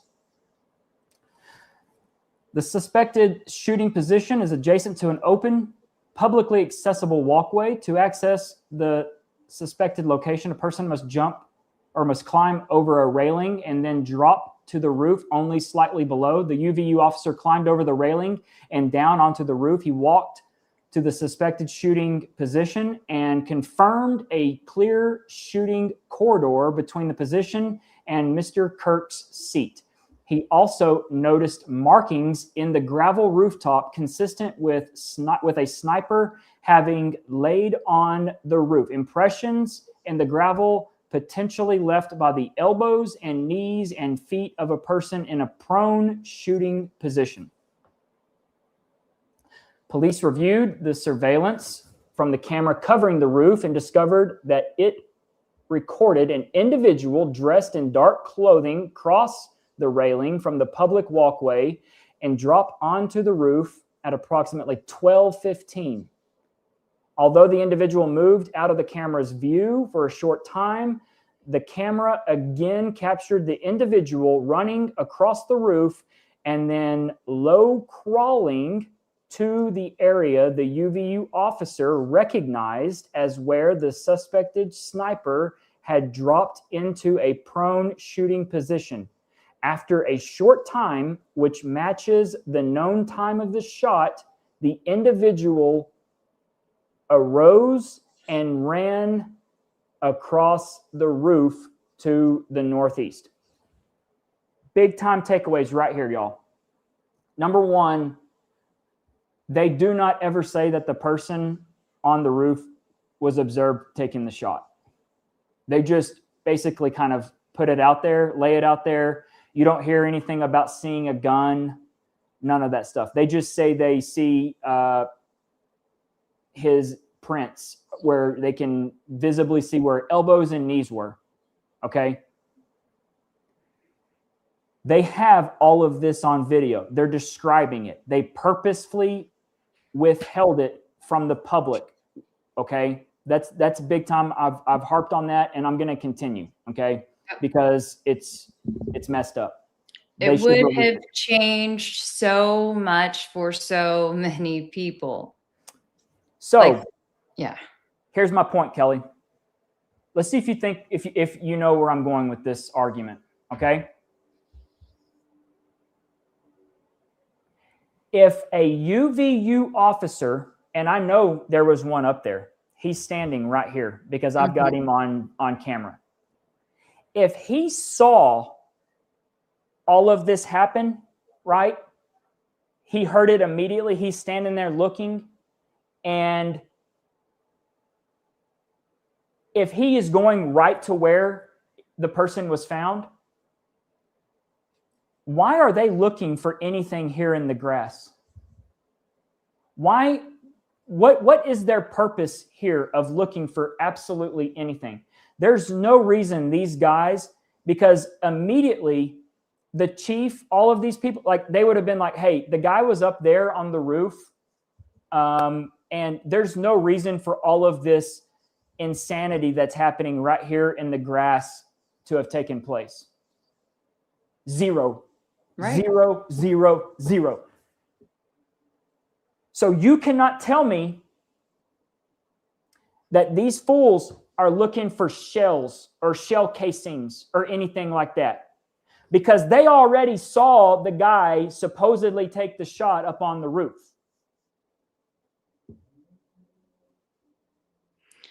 Yeah, I mean, it could be that maybe they weren't fully up to speed on exactly what was suspected yet. But It's because their leader, the red hat guy, he's on his cell phone talking to people and not the radio system. That's why. yeah, I mean, Could be.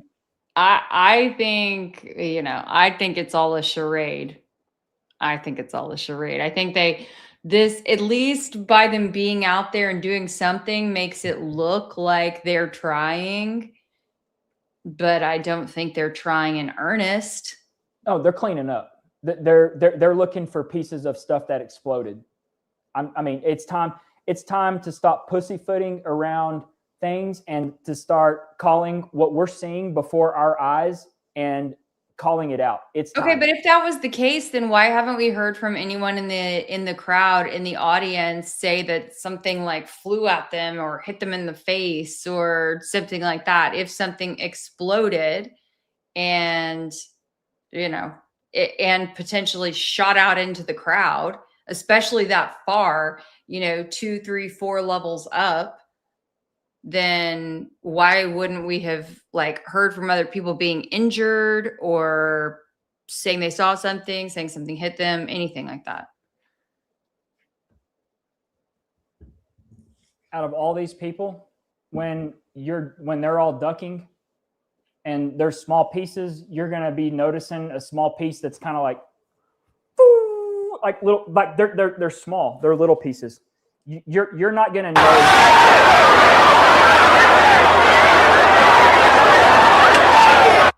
unless you are the unlucky person that is looking and a piece of whatever it was that blew up hit you in the eye. I mean, you're not going to know. You're not going to know. We're not talking. I mean, Right. It's like it's doing an arc. We're not talking like stuff like project, like it's arcing away. You're not going to know. You're just not going to know. And Right. You wouldn't know the difference between that and, I mean, I think probably a spitball like with a straw would hit harder possibly than like a piece kind of exploding. I don't know. So anyways, that's the main thing is if this PC or the charging document, I mean, there's big time problem. Well, there's problems all over the place, but if that's the case, I mean, there's Walking up the stairs this is so unnecessary. all the way to And it's Yeah, and because- regarding the chat, I want to acknowledge the chat that they were saying, well, maybe that the therapists that TPUSA or UVU had arranged for the students might have gaslighted them into speaking out. Otherwise, yeah, that's certainly possible. Certainly possible. I would hope that that was not the case, but we don't there know. was definitely an element for them to be quiet.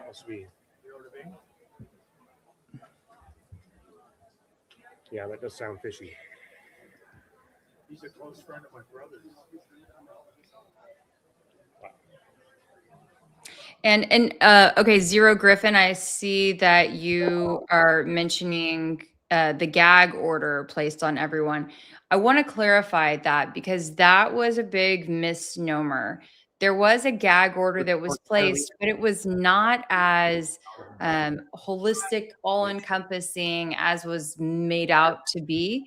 It really was if lawyers on either side contact you as a witness, knowing that you are going to definitely be asked to testify, you have relevant information, that then the lawyer is empowered to give you a gag order, essentially, to tell you, do not speak to anyone else about this incident.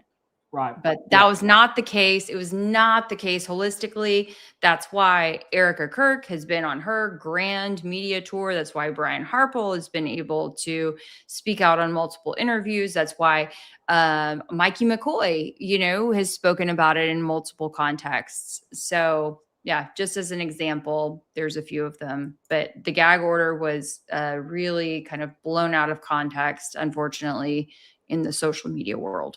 Yeah, I think people just hear gag order and they're like, oh, and that's what happens when things are ambiguous is I think you're left to interpret it and place context however you think.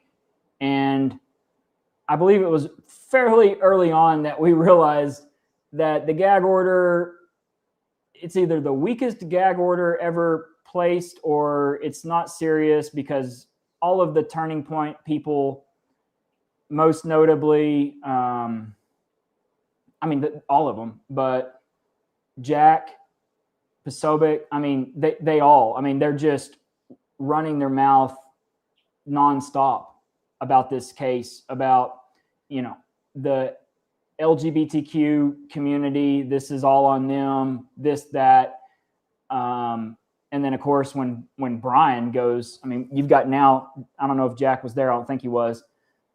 But when Brian goes on Sean Ryan's show and does all that, I think it was pretty evident at that point that the gag order only applies to counsel and no one else.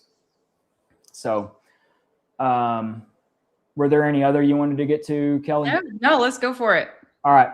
So here we are. That's that interview guy. I just noticed him. That's the kid that he's done a couple of interviews. He's up here looking. Okay. Sorry. Here's Butch on his phone, hanging out, watching, just. I keep hoping he was going to call himself an Uber, but I guess not. Yeah. I'm pretty sure his old, I can just see him driving like an old single cab pickup. Kind of shocked. Well, I guess I'll go back to Heber City now, like, damn, they got my brother's friend. It's just. Definitely shocking.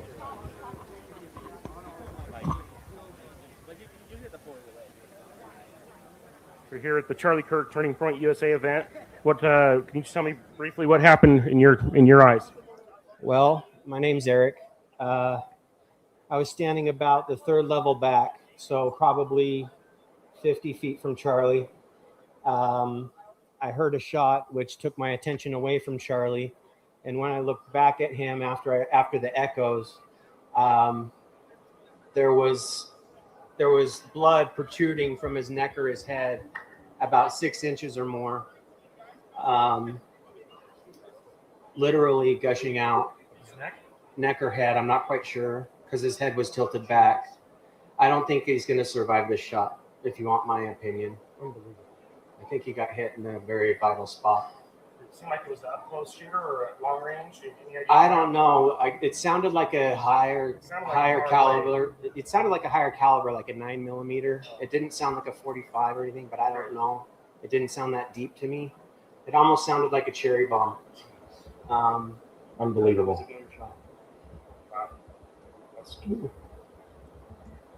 Wow. I'm in shock. I am too. I can't believe it happened in Utah, of places. Where he has so much support. But obviously, the opposition was here. And now we're looking at a murder scene, possibly. It's obviously a crime scene. But I don't think that Charlie can survive this unless the EMTs were close. And it was pretty, rated R level. Okay. These two cats back here know each other. And they're trying to be secretive about their friendship. Okay? Let me explain what just happened. Santa Claus's second cousin wants to ear hustle what this old boy right here giving an interview has to say. Ear hustle. I love that. Ear hustle. Yeah, he's ear hustling. So Butch has got to know what's going on. So Butch is going to walk over here and stand. He was leaned up against a bill. I mean, he was comfy. But no, he's going to come over here because he wants to ear hustle. And then you've got Billy Bob in the red 47 hat.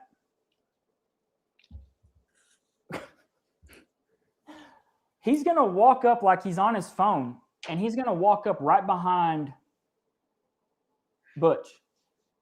And Butch is going to acknowledge him, but Butch is not going to look at him, okay? They're going to try and be sneaky about it. They don't want to act like they're trying to be like they're like redneck Utah spies. That's what they are. They think they're redneck spies, okay? And they're not. They're really bad at it. But keep in mind, y'all, this is 13 minutes after Charlie, something exploded, or they all think Butch knows something exploded, but all these people think something was a gunshot. Everyone's on edge. 13 minutes, okay? If you walk up to me and I don't really know, and I'm truly just an innocent person that not knowing anything that's going on, like, oh my God, they just shot Charlie Kirk, like, and you're going to walk up behind me, like, number one, you're not going to get behind me. And number two, I'm wanting to find out why in all of this grassy spot, you want to get up right beside me. They're trying to play it off, and it actually comes off as obvious. Stuff. Why? Yeah. Why? See? So this goes to the heart of it, the crux of the situation. If you're not involved, Butch, why are you acting like this? Thank you. No problem. Does Butch ever look over at him? You bet. Thank you. You too. So weird. Oh, wait, hold on. Wait. Go back. Just a little bit. I know what you're... Okay. Sorry. I was like, hold on. We have two maroon shirts there. Okay. Yeah.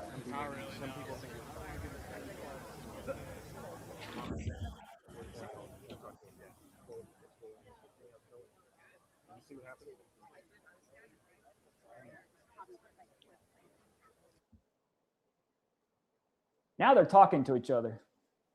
You see comparing notes.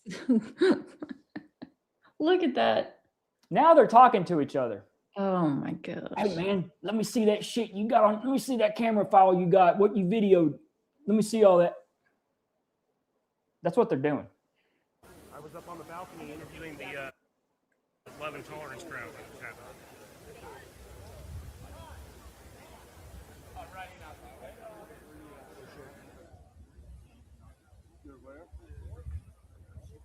You guys see what happened? Oh, was this guy? Wait, was it this guy who had the badge, or was it a different one?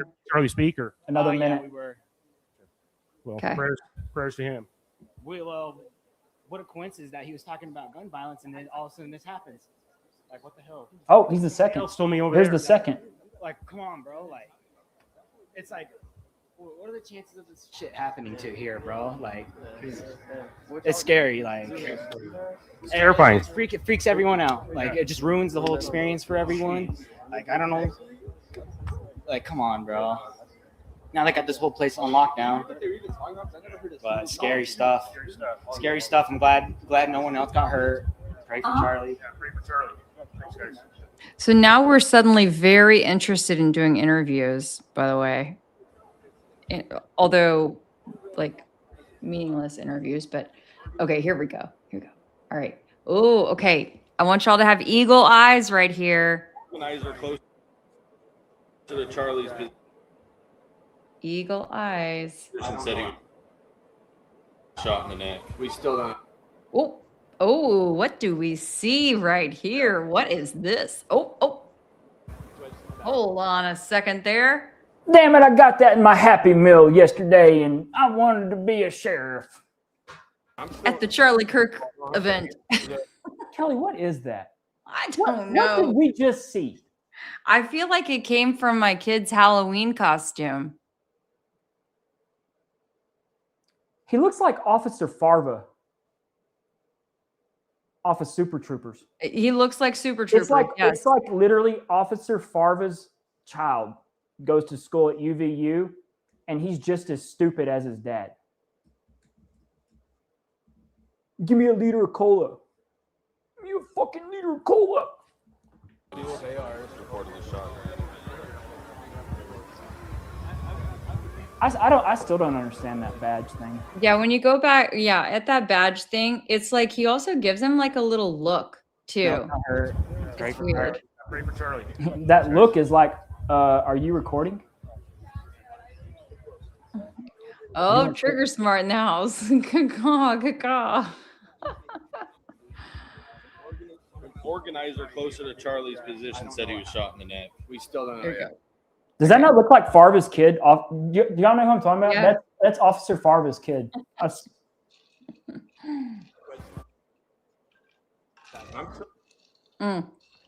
what he does. He shakes his head. He's like, Yeah, because he's like, you just fucking caught me with my badge, and I'm not a cop.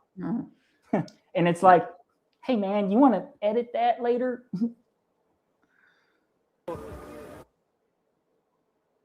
Okay, go back just a touch. And like, what are you doing with the badge with your buddies? Like, that's what's also weird. Like, if you're this dude right here in this black hat, and like, let's just say this is Frank, and this is Matt. Matt's gonna look over at Frank and be like, Frank, what the fuck are you doing with your fake badge out again? Like, what are you? I mean, literally, would you do that around your buddy? Like, I just do not understand this. It makes no sense. Like, why would you pull a badge out with your homies right there? Because these are all like college age. They would be like, dude, you're stupid.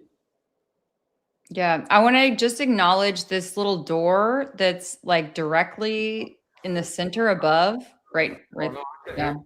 Very strange. Where? Oh, go back. Right where you were. But it Closer to Charlie's position said he was shot in the neck. We still don't know yet. pause. Yep. So that door right there. And then in the chat, Mr. Turpin is saying that at 4:10, anyway, I think it's before the shot, but anyway, that the door was open, and then here that it's closed. So anyway, that's just a strange little door, just another little oddity. These are some of the little things that we just continue to look at, you guys, as we are digging through We still don't know. these videos over and over again. Do you know who this building's named for? Who? You don't know this?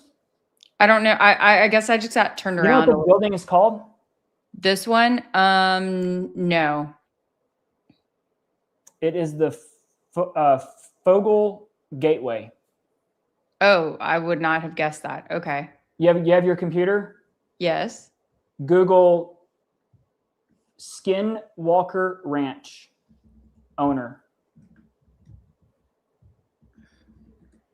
Brandon. Oh, okay. Fugal, something like that. Okay. Do you know what the Skinwalker Ranch is all about? Like, I did not know. Oh my God.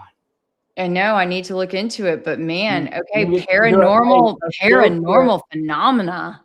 Whoa. Kelly, it's like a show of supernatural, crazy batshitness. Like, and this is his gateway. Wow. There's all kinds of crazy stuff going on. Yeah, I need to probably be cautious of the things that I tell you, because that's all we need is another like deep dive for Kelly to go down. Because the next thing we're gonna have like ET actually was in the attic now because Brandon Fogel and the Skinwalker Ranch. I mean, look, it's a weird deal that Brandon, that this building's named after him. And just all of the weirdness that surrounds what happened on the 10th, right? Okay, there's a lot for me to dig into on that front. I had no idea. Utah was so full of so many mysteries. That Skinwalker Ranch. I think, what network is it on? Is it on A&E? I mean, History Channel, I Okay, think. History Channel. Yeah, History Channel. Skinwalker. Anyway. Yeah. They actually do episodes, like they're doing like brainstorming in this building on some of the episodes.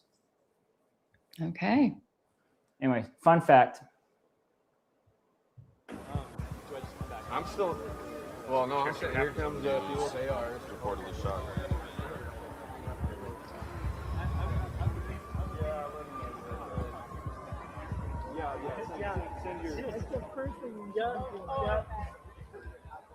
Did you guys see what happened? He had no intention of stopping. All right, everybody, you need to leave the area all the way up and all the way to the south or the north.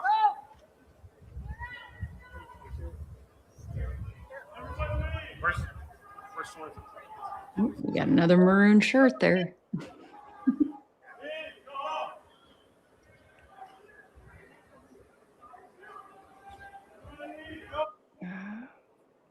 I want to show real quick. Shot in the neck. We still don't know yet.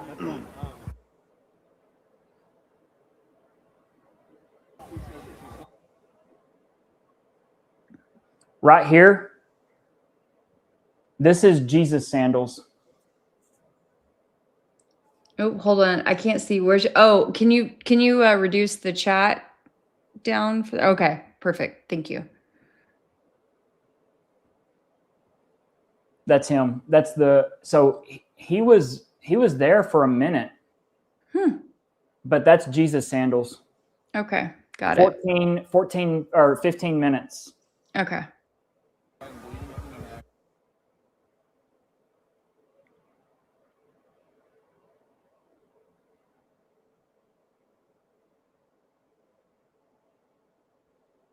Said he was shot in the neck. We still don't know yet. I'm still. Well, no, I'm saying here comes people. They are reportedly shot.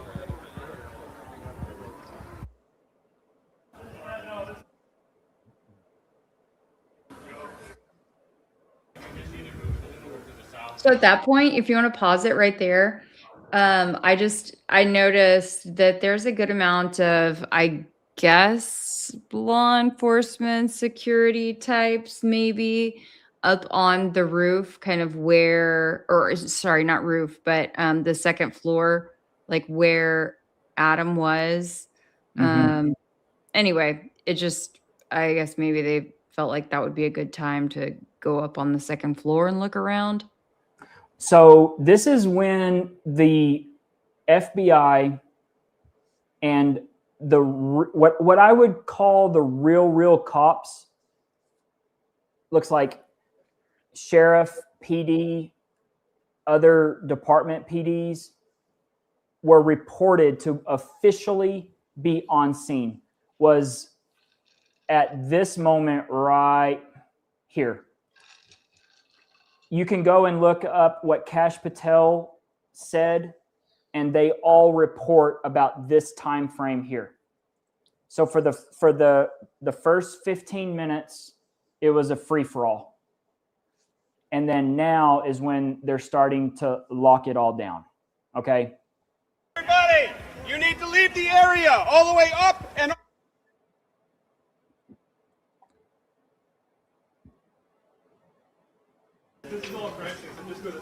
Okay. So active crime scene. They're telling everybody to get out of here. We are going to comply.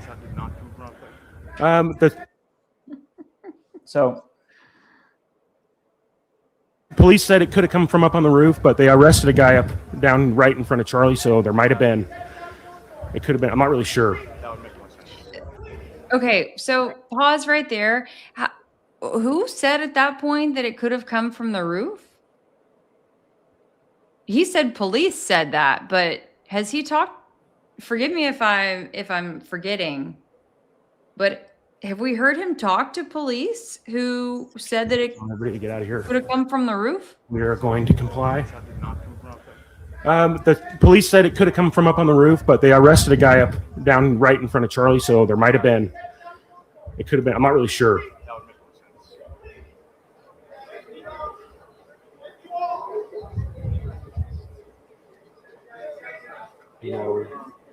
Yeah, I've been on the phone.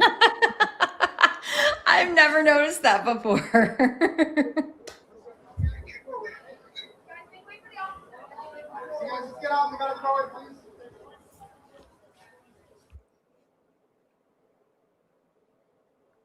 Y'all get me if I'm wrong, but anyway. I don't think that I had heard any, I hadn't heard him talk to any law enforcement, anyone acknowledging that maybe it could have come from the roof. So there's his badge.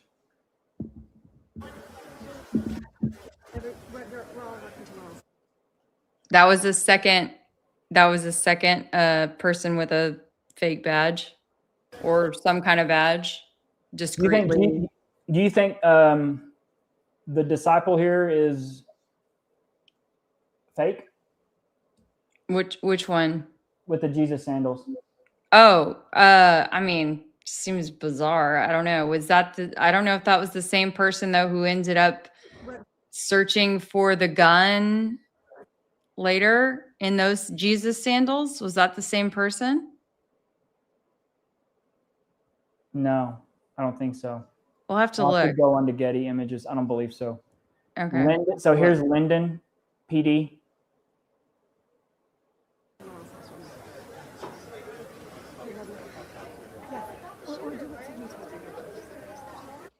Okay, right there. Hold on. Right there. Stop.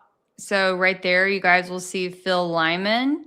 And then also, I assume that this gal works for his campaign. I don't know. She's wearing a Lyman for governor shirt, I think. Looks like his wife. She's younger. She's the same one who was like coaching the appeared to be coaching this kid beforehand as well that we're about to see in the red shirt, or taking his statement. Yeah, that was I don't have that pulled up, that video pulled up.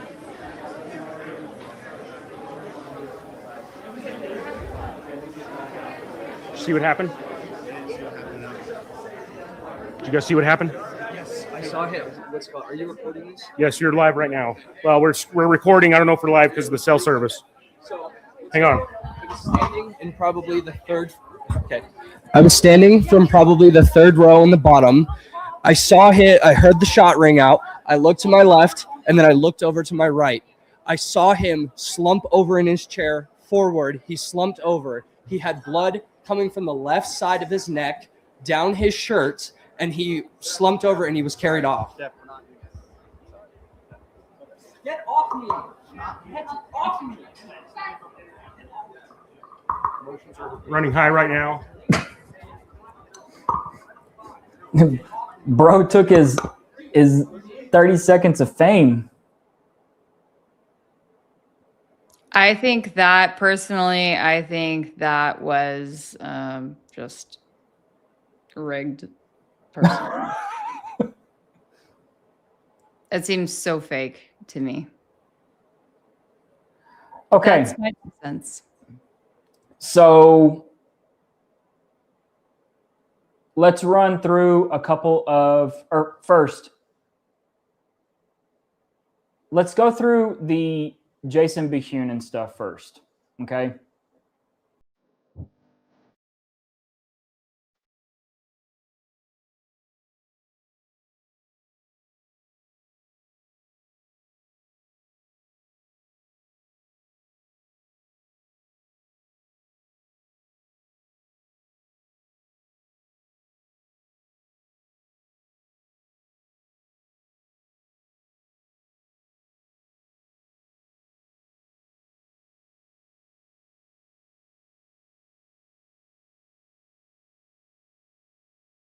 They're talking to each other. These four, who did not know each other before that day, agreed to come back to the campus and sit down with me and talk about what they saw, how they have been coping, and what that incident taught them about America today. People were running everywhere, shouting. Four strangers forever linked by a single moment they can't unsee at Charlie Kirk's Prove Me Wrong tour. Jason Behunin, Christian Overton, Kurt Lichty, and 15-year-old Carter Lloyd all stood somewhere in the crowd on September 10th, Jason is in the red hat in this picture, just off to Charlie's right. When I was coming into UVU, I hadn't been following Charlie Kirk very much at all, except for the last few months. I didn't really know much about Turning Point or anything like that.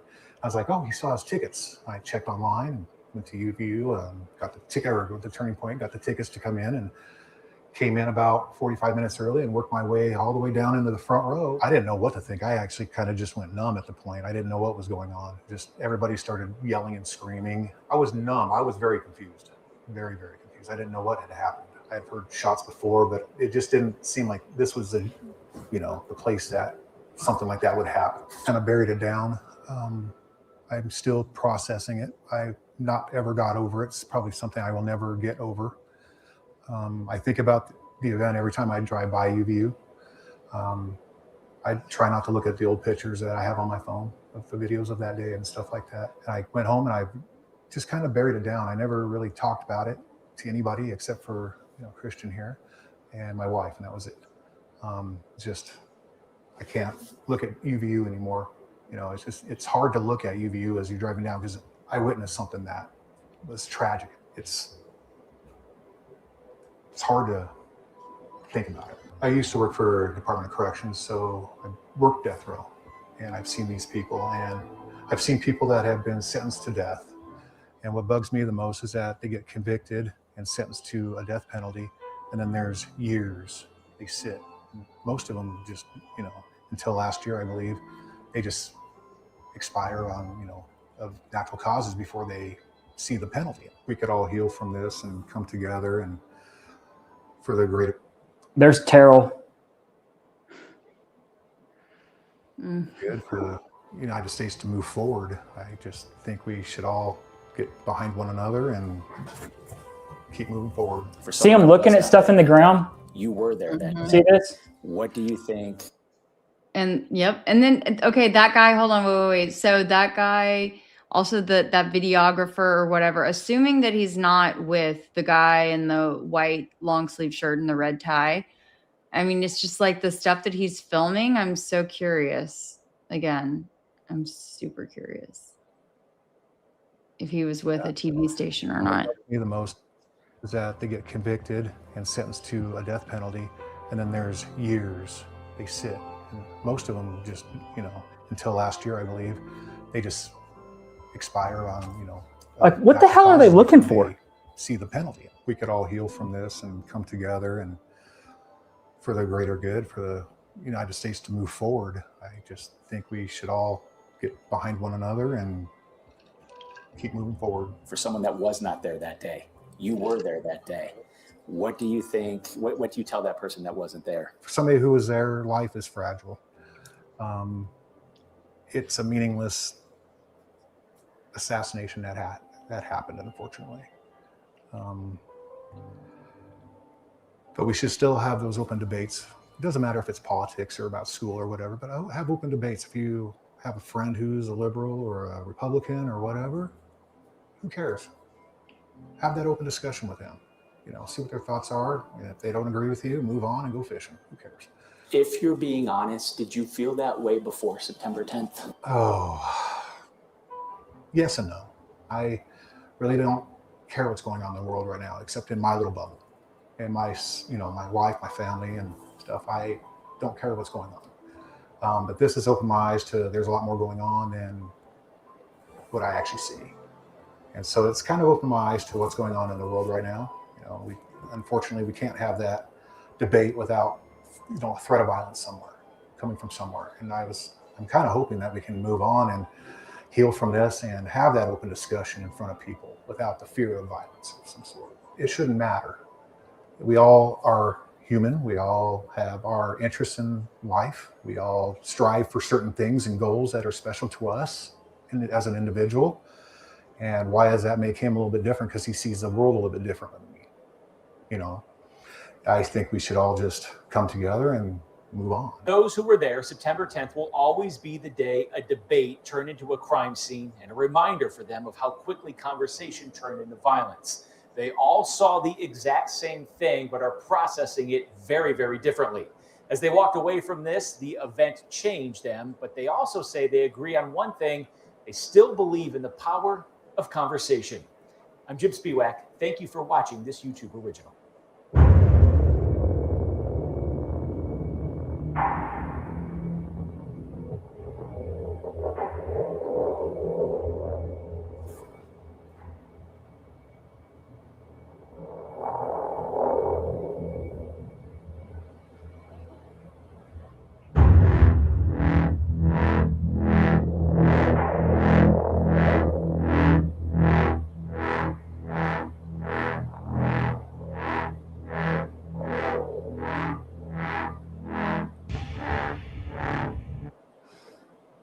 What's your thoughts, Kelly?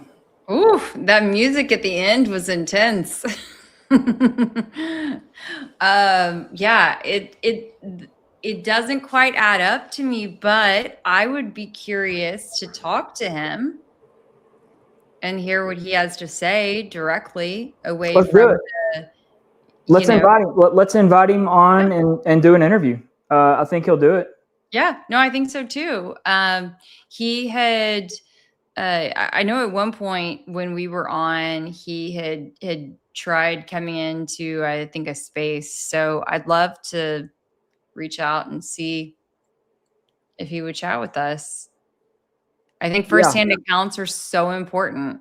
And it sounds like with his law enforcement background, you know, he would have some interesting insights to share. Is there any reason for a retired Department of Corrections guy, worked death row, to walk out and point to somebody, to the little dude with the bucket cap, talk to him, and to be out there like picking the microphone up, picking stuff up, like messing with anything around that table? You just heard his words. He just stumbled on the event. Is there any reason, any reason that's just for what we just saw, given what he described on his interview? I mean, not that I saw, you know.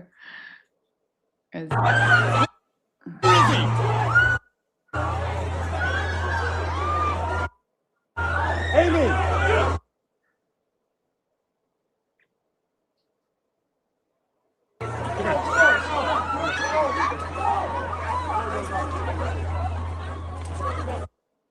Oh my gosh. Oh my gosh.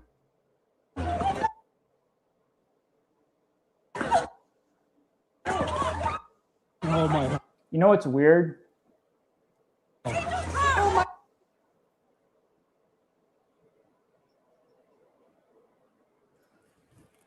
You know what's really weird? What's that? Sorry, I'm thinking about a bunch of shit. There's a lot to unpack here, for sure. Chrissy is carrying a big ass black bag. Mm-hmm. And I'm pretty certain that she got this bag out of the SUV. See it? Because she did not have that big ass bag. And the SUV was right there. It's almost like they were driving away with Charlie and they're like, hey, get this bag. Yeah. I had not noticed that that bag before. He did not have that bag. See, there's the SUV. See it? Charlie is right here. Yep. You see it? Here's Chrissy. Here is Batman, aka Superman, aka I think he's trying to get like a DC comic type of thing, like a Y-Refi superhero. Maybe that'll be next. Come here. there's no reason for that guy to have pushed out of the way the slicked back hair guy and throw him out of the way who's actually security. Why refi guy is doing, he's doing so much extra.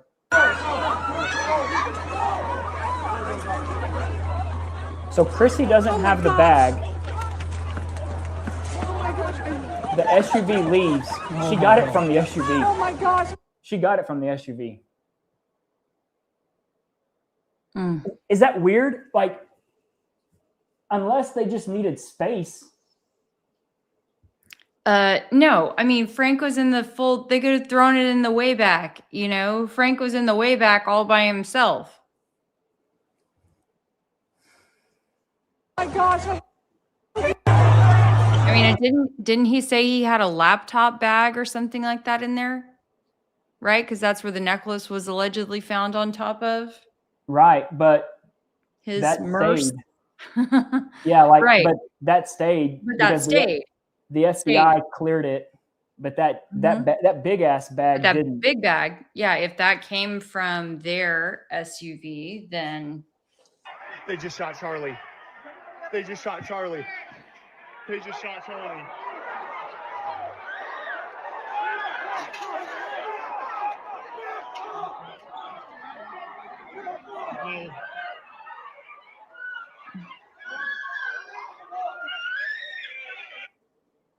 Hey, Blake, do you mind? I know you have done a lot of deep diving on Chrissy. Do you mind explaining to the chat who Chrissy is and all of her ties into this situation based on what we've heard? Yeah, let me find the mints part real quick.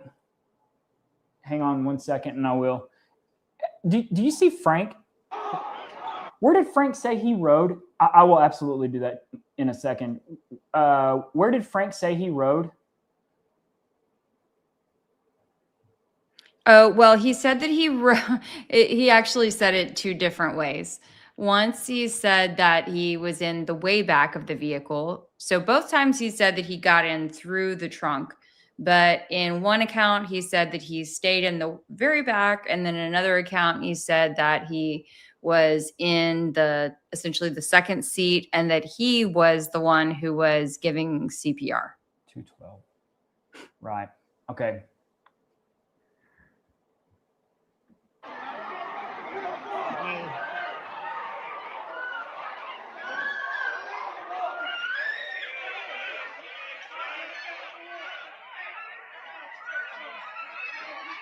They just shot Charlie.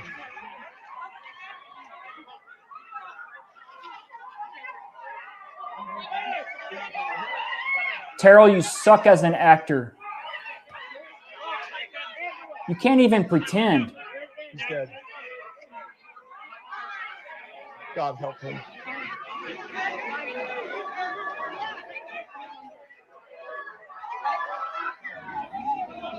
That's the most bizarre video. What in your right mind? Why would you ever release that to Candace? That video should have been deleted and never, ever, ever seen the light of day. That makes no sense, Kelly. Why would you release that video to Candace? You look so stupid. And then why would Candace wait so long to share that with us? I'd love to know recall the timeline of all of that, but yeah. All right, so we're gonna go down, and we were carrying, and you can see it on the video. Rick breaks off at the perfect time. He goes around to the other side, jumps in. We do the drag. Don't try to shove the guy in. So I'm just, the local SO, and I believe it was the state police, they did the body transfer that night through the either Emmy's office or funeral home to the Emmy that night and took them there. So yeah, for them to say that somebody broke the rules or Turning Point didn't follow the rules. That's lies. It's conjecture and it's lies. It's all that's people. It's when people look at themselves. Yeah, it happened. Do you think that the entry wound looked like an exit wound? No, it was an entry wound. Why do you say that? So one, there wasn't an exit wound because I remember rolling his head over and cleaning it so I could see if there was an exit wound. And then I was having to open the wound up some to get more and pack it. If you've ever done an exit wound, it's not that hard. It's a lot bigger. Mm-hmm. And so you can feel it when you know, the rule of kind of thumb on that one is you don't want to make it bigger, but you got to keep packing it in there. And so, yeah, I've heard and seen them all. Like there was a guy that said, you know, that the mic blew up and it was a bomb. Yeah, I was going to wait. Yeah, there is a guy online that is saying that the microphone may have had some type of explosive projectile inside of it. So it wrapped around the neck and created a hole. That's the thing that I just couldn't wrap my head around either, is the accuracy that would have to take place from an explosion to actually get you in the neck. But then other people.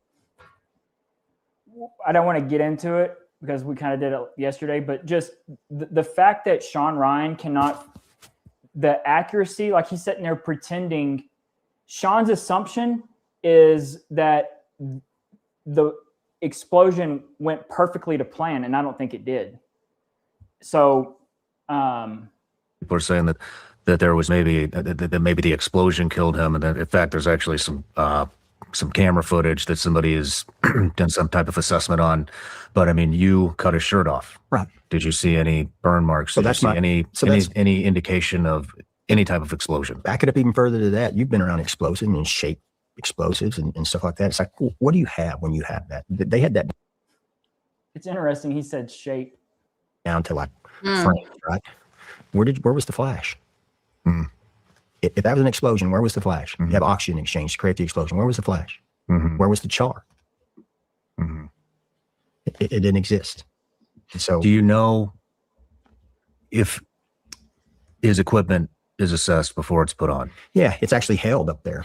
That company that is a subcontracting company for them, they hold that all up there because, you know, and they're around it, almost guarding it because people will steal it. And so, and it's inside the non-permeable zone. Okay. So nobody has access to it. Get which one you can see one of them do a hand motion to another. Your own story along with everybody else's. But where's the oversight to do that? It's gone. Put a couple guys in the Wayback Machine and you make it down quick. That's true. That's true. You can play that part slow. I was literally about to ask you if you could. The hand and arm signal type stuff is that it looked. If I can do what? Play the Wayback Machine parts. He said it twice. So scary. It is so scary. Don't take me to the Wayback Machine. I know, you guys. And he says the Wayback Machine back to 1985, and that's when I was born. So, you know, true. I was feeling a little targeted. targeted. You know, I've talked about this a lot recently, but you know, I think you have to be willing to poke holes in your own story. You can poke holes in everybody else's story, and that's fine. But you also have to be willing to poke holes in your own story. Great way to put it. You know, you should be poking holes in your own story. If you are really a truth seeker, you should be poking holes in your own story along with everybody else's. But where's the oversight to do that? It's gone. Put a couple guys in the Wayback Machine and you make it down quick. That's true. That's true. You know, you were something that I forgot to bring up with the hand and arm signal type stuff is that it looked, you know, there was a lot of chatter on the internet that you took, I believe it was a female that handed you something. Handed me something? On camera. I believe it was you. Did anybody hand you anything? No. The only thing that, you know, I remember before Charlie was shot in my area, I saw a little American flag on the ground and people were just walking around it like it was nothing. And I just walked over and picked it up. Come on, Utah. And it's the only thing that, you know, nothing. There was some stuff about the guys that said that, and the FBI called on that. Like, hey, I forget which one. You can see one of them do a hand motion to another. Did you hand something off? And they were like, no, there wasn't a hand off. There wasn't a key exchange. Gibby reached back here at one point and like adjusted his radio because when he jumped over the table, you know, it partially came loose or something. But and I asked all the guys, did you guys exchange anything? And like, no. And then you can break down the video, break it down to the point where You're saying that you saw their hands. What got exchanged? There's nothing that got exchanged. Nothing. Is there do we have that footage, Jeremy? Could you pull that up real quick? Here it is. That's Chrissy. Those are mints. She works there? She works there. Those are red mints. Okay. Yeah, put them in my pocket. She walks around the hands, so she hands out. She's an angel. She takes care of us. She makes sure that we're hydrated. She buys the stuff to put in the sodium electrolytes to put in the drinks. She walks around, gives us mints, checks on us. Her husband Angel does the same thing. And so yeah, that's who that is. Yeah, not uncommon. Yeah. There was a man on the team who he's like, oh, I'm so glad y'all didn't see that shit that was in my pocket right there. Whoo, thank you, Sean. Thank you, Sean. Thank you, God. Literally, that's what that says right there. He's like, oh my. Who would have ever thought mints were that important? I mean, all of 2 minutes in, 3 minutes in to the beginning of that is at 9 minutes. Okay. Oh, excuse me. 9 minutes in, less than 10. Okay. We could not make it 10 minutes without having mints from the head of security. 100%. And he's the one who keeps them? Because I thought that she was supposed to be the one who has them, but she comes to him and he hands her something. Right. So the math ain't mathin'. No, the math ain't mathin', and I will stick by it forever because I think I'm right. And it was an excuse. It was her coming in to force a hand into that pocket so that he could do what he needed to do. And that was kind of like a way of doing it. Is my take on it, because the thing is right there that he's twisting, that he's twisting. It's right there. There's no other reason for it. There's absolutely no other reason. And I went through as much video as I possibly could. Most of the time, Brian is off screen. However, he does pop in screen. Like, just the fact of bringing him mints, like, what are you, like 8 years old and your mom's bringing you some mints? Like, come on. Yeah. It's stupid. It's absolutely stupid. Chrissy, she's an angel. She's always thinking about our hygiene. She wants us, our breath smelling good. So our water full of electrolytes. See, See, but this is the thing. When people lie, they start to embellish all these extra details that were unnecessary and you see it a lot nowadays. Irrelevant. Yeah. See that, and people pull their phones out instead of running. We're talking about allegations that you're making that people are conspiracy or part of a murder. Question. These are the questions that are running rampant on the internet, by the way. So I'm just going to do a quick fire here. Did you see any signs of internal leaks or betrayals within TPUSA or the security team that could have facilitated the attack? No. I don't. And here's my deal. That's our job, right? And so if they have some stuff going on inside corporate headquarters, that would be unknown to us anyway. And then we're the contractor, the security contractor, which is our team. And then so that direction comes from Dan, and then it comes to us. And nothing that would make me believe that, hey, something's afoot here. So sometimes I wish. No, not wish. It's like, hey, if that was happen, that would be an easier attribution. But I would say this, hey, if you're going to make that claim, you better be able to back it up with the truth. Because we're talking about allegations that you're making that people are conspiracy or part of a murder. Mm-hmm. We're not talking about cheating in a video game or a hand of cards. And so if somebody were to say, one of my guys or an employee, hey, you were part of this murder and you helped conspire, then I would say, I need you to tell me why you said that right now. A definitive why not now, not it's a possibility. Yeah. And if you do, let me hear it, but it better be the truth. And if it's not, there's consequence. Yeah. And so, and that's why there's punishments for this stuff like that. Well, do I have faith in the system? I've seen a lot of guilty people walk free because they had money, right? And so I know the system is broken, but you've been around the world. Man, every time I come home from someplace bad, I'm like, dang, we got it good. Yeah. And so, no, I didn't see anything to make it lead that came from the inside. Okay. No. Why do you believe that the security footage has not been released publicly?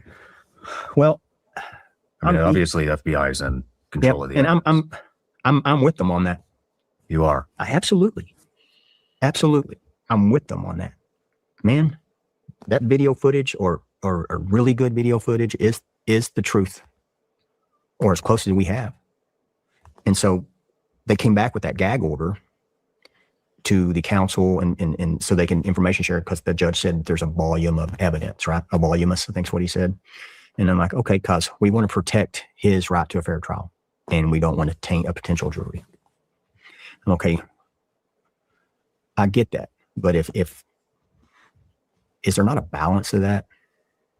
It's like, I'm not asking you to produce the footage, but maybe give us something that we investigated this claim and then we found this, and make them put their name on that. I'm with them on that. Give us some information. It's like you go to public information officer school to be a cop and they tell you, hey, don't go out there and go, what does he mean by that? We found this. Okay. I get that. But if is there not a balance to that? It's like, I'm not asking you to produce the footage, but maybe give us something that we investigated this claim and then we found this, and make them put their name on that. Make who? I'm with them on that. Who? What the hell is this guy talking about? Kelly, are you there? I'm here. Kelly. I'm here. On me. I know, I'm here. I was trying to give a little one the eyes to go back to bed. What the hell what is he trying to get to say? He FBI scrambled himself into word so he's salad. He's like, is he taunting the FBI to put the video out, to put their name on it? Is that what he's saying? It's kind of what it sounds like, but I think he also knows that it's not going to happen. Blake, they're all in on it. They're all in on it. Like, okay, cause we want to protect his right to a fair trial and we don't want to taint a potential jury. Okay. Taint a jury. But if is there not a balance to that? It's like, I'm not asking you to produce the footage, but maybe give us something that we investigated this claim and then we found this, and make them put their name on that. I'm with them on that. Give us some information. It's like you go to public information officer school to be a cop and they tell you, hey, don't go out there and go, this happened. We'll let you go to public information officer school to be a cop. What the hell is he even talking about? Yep. So what do? You go out there, even if you can't release the details of it, you go, hey, this happened. We heard this, and this is attribution that makes us lead to believe that it was a directed crime and not a random crime. And so what you're doing is you're letting people, okay, this is starting to make sense. Give us something. Yeah. Give us something. I mean, this just comes from institutions hiding things. And has it happened? This is so fucking disingenuous. Like, this really makes me think of Sean Ryan in a totally different, like, because they're sitting here, they are talking out of both sides of their mouth. And because they're doing it in that badass little bar and no one else is around, like, they can do whatever the hell they want. But listen just at how disingenuous this is. Maybe had they, I don't know, released the Epstein files, maybe there would be a little bit of trust in the institution. Brother, unfortunately, I could go on for a long time about that. It needs to be released. Yeah. Charlie wanted it released. That's not my opinion. Yeah. Watch the videos. Yeah. Release We're him. talking about Yeah. Epstein now. That wasn't my point. Wasn't I mean, I want him to release him too. My point wasn't getting into it. I'm just saying, like, this is the shit that causes. Sean Ryan was such a joke during this interview. It was And it gets worse and it gets worse. And if you want to rebuild the fucking trust in the institutions, then you open up transparency and you stop fucking hiding shit from the American people. 100%. That's how the fuck you do it. This isn't rocket science. This isn't fucking brain surgery. This is just And here's my response. transparency. That's it. You got, I've got But a just team not here on this that are motherfucking done. case. And if Right. you open that up, at least a little bit, 6, 8, 9 weeks ago, these guys wouldn't have been suffered. We've been doxxed. Our credit cards have been stolen. Our children's and parents' names have been released online. Wedding plans, home addresses, phone numbers. I have never seen any of. I have not seen any of their children or parents' names released online. And I guarantee you that if they were having these big bad threats, Well, we have to make ensure that we don't paint a jury for this They're guy. just saying it because they want You to. know, and I have questions about that too. It's all a I have lie. questions about They that. We want talked the about that victim earlier. treatment because they know that Where's his call logs? His phone hits. Who'd he talk to? 2 days, 4 days. I feel, I'm sorry, I don't know Sean Ryan. I didn't know him before all of this stuff. So whatever, but this made me sick. I thought, do people really actually like trust this guy, subscribe to this guy, believe in this guy? And apparently they do. I don't know how you can after that interview. Kelly, he had a massive. Do you know how many people tuned in? It's disgusting. Disgusting. A prime opportunity to really put himself on the map as someone with some serious credibility that can go after and ask tough questions. And he flopped. He flopped. He did worse than flop. Okay. I'm going to take a timeout real quick, or not timeout, but I'm going to go and just re-hit the only, and we probably, it's almost 10:30. We might leave it. This might be our last point, and then we're going to do this again tomorrow night. We're going to do it again the next night, because guess what? No one's talking about this anymore, people. No one is. We're talking about dreams, and I don't even know. I don't even know what the hell the big accounts are talking about. So guess what? Everybody, share Kelly and Blake and all the people that are talking about UVU. Share it like nobody's business, because we are going to pick up the torch and we're going to run our happy little asses right on down the road, and we're going to leave all of these big accounts behind. Let them go. Yeah, we're in the truth business. Well, that's fine. They're back there playing at Fort Huachuca and doing stuff. No, we're going to take the torch and we're going to run on down the highway and we're going to win. But this business that's going on back here, it ain't working for a lot of people. We got to get back to the basics. That's what we're going to do. So, so basically, share it, because we are going to pick up the torch and run. Okay. But we got to have viewers and stuff. We hadn't even scratched the surface. I mean, this is why I wanted to do these two main episodes first, like where we've got the big bam, bam, the explosion or whatever it was, and the cover up. Then we can go into all these other little things that spider off from there.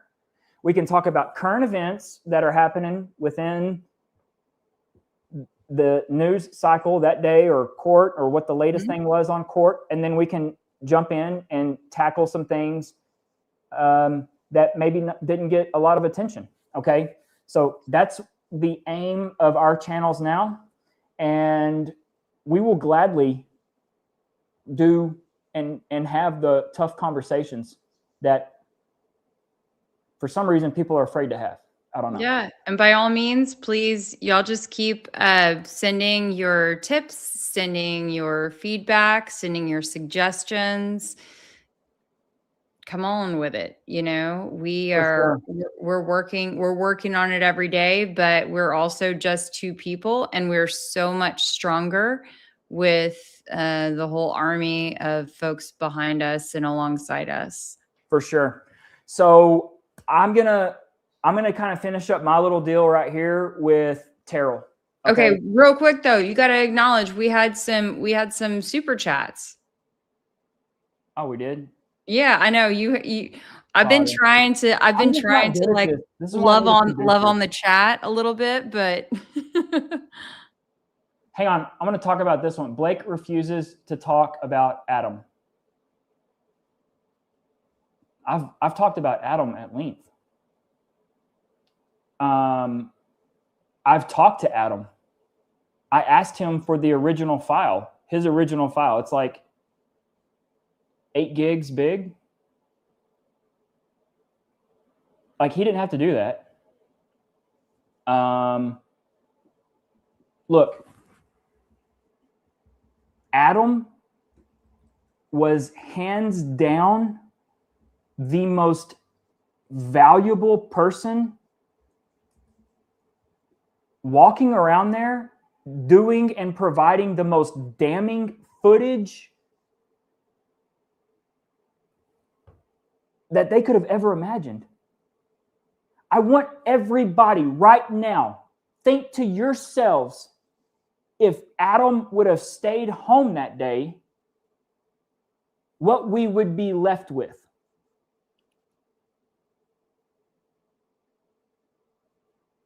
Think about it. True. It's true. So it does not matter if he's involved in it or not. What do you want to do? You're going to get arrested for walking around and videoing? Give me a fucking break. What's your name? Nikki Knows C3P? Give me a fucking break. He has done a shitload for this investigation that he did not have to do.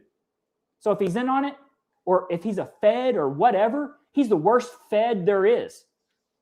Because he gave up the whole thing. He gave up the whole cover-up. Don't come at me with that bullshit. I do think that it matters because it's important to continually take things into context, but I do think that we are grateful, like we're grateful for the footage that we have, but you know, we can also be aware that maybe we're seeing what is meant to be seen and not seeing what's not meant to be seen. You know, never once does Adam use a Zoom, you know, for example. Like, let's just go down it right quick, Kelly. What does it prove? Like, he's in on it. I mean, we lucked out because we have this really great footage that thankfully the feds didn't take down, or whoever didn't take down, and we're able to scrutinize it. So it's basically just an argument to say that you're able to say that, or some, like, one other person can be included into the they were in on it crowd.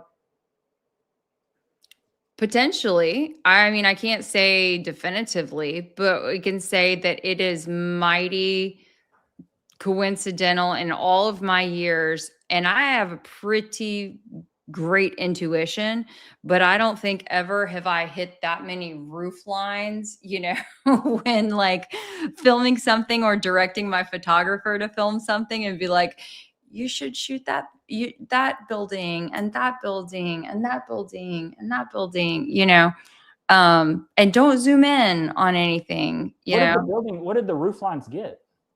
Well, they came into play later because, for one, I mean, we were able to like look back at that roof line and be like, oh, that's the roof line where he would have jumped off of. And oh, that just so happens to be where, you know, these different people were positioned. And so I think all of that kind of comes into the overall telling of the story. So both of those concepts can coexist, is all that I'm saying. Well, out here in West Texas, we've got a saying, let's focus on the steak and not on the peas. And the steak is what's in Brian's pockets. and what he's got hidden under his shirt. I wouldn't even consider Adam being the peas. Adam's like the little thing that might clean your palate before you go in for the main topic. Like, even if he is that, but at the same rate, like, okay, you're in on it. Dude, thank you. Thank you. That's what I'm saying. It's a win. It's a win to have. It's a win to have the video. You're the worst person on their team. Like, that's what I said earlier. Like, I hope you got paid, but I hope you got paid. I don't know. I still think that he would have been much more beneficial to them to have been paid and keep your ass home than provide all of this stuff here, because this really fills in the missing pieces. That's where if I was someone that's planning all this out, I'm like, okay, Life is Driving. We know about him. We're going to pay him to keep his ass home, not be up there, because we know he enjoys these events. That's my angle, because I don't want cameras. This creates a lot more problem than it does any kind of help. And that's my point, is having Adam in on it and paying him to be there benefits them zero. Or maybe it showed us what they wanted us to see, whereas what they didn't want us to see was going on behind the scenes. And that's what we have to figure out, as well. Just another thing to chew on.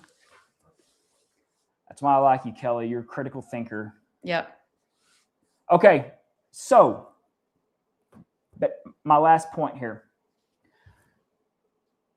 Terrell Farnsworth took the SD cards that clearly show in 4K what happened. End of story, end of discussion. To this day, the only people that we know outside that are quote unquote on our team is Candace Owens. She told us about it September the 19th. She did not elaborate at all if she recorded it. She just said that she saw it. I can confirm there's no blood from the back. She's like, it was really nothing, And a lot of us were like, holy shit, you don't have 3 phones or 2 phones? You couldn't record over here? Like, yeah, Terrell. Oh yeah, go back. Oh yeah, go back again. Like, you couldn't do that? I mean, I don't know. So anyways, 110 days pass, and then we finally get a still image. So we know that the file or the camera recorded something. Okay. I think we all knew that. Still not cool with how the time frame passed, 110 days. And yeah, you can pick on some words that she said. I think she's got the video too. I just do. However, the only person that has confirmed where these SD cards went or has talked about them after homeboy right here broke 2 big laws is Andrew Colvett. And then Tyler Boyer goes on and tries to clean it up after the fact. You can go and check. I don't know if they're still up or not. I'm sure they probably are on Tyler's Twitter, October the 2nd. I'm just going to play this and then we'll talk about it. There's by the way, just one other conspiracy theory I just want to snuff out here. One of our dear friends that literally from the very beginning started with us and loved Charlie like a brother. He grabbed the SD cards out of the camera afterwards. And there's all these conspiracy videos about why did he grab the SD cards? Well, first of all, they're in the possession of the FBI. Okay. It's not like he took them and ran off with them. Second of all, I asked him personally, I said, why did you do that? And he looked at me and this was his answer. He said, because I know people can be evil. And he did not want that footage being grabbed by somebody. There was videos of people after the incident going and stealing hats off the table. I mean, so I'm so grateful he did that, and that was his instinct. He's like, I'm depressed to know that was why I did that, but I knew that I had to protect that footage because I wanted.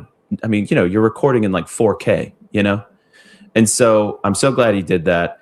But Charlie knew the existence of evil. And well, so, can I say, yeah. I think that people can feel the existence of evil, and that, just to put in a sympathetic word for people who are trying to make sense of this and coming to the wrong conclusions, I think they're motivated for the most part by pure intent. I think they don't trust the authorities. They have every reason to feel that way. I know that for a fact. Not the Trump administration in general. Like, we're not, there's been a lot of lying, and it's corroded the trust. That's not their fault, actually. They're the victims That's a of good it. point. Thank you for saying that. There are, of course, bad actors who are doing it for clicks or whatever, but I guess, but there are far more people who love Charlie. They loved what he stood for. They feel like he was murdered by evil. They're absolutely right.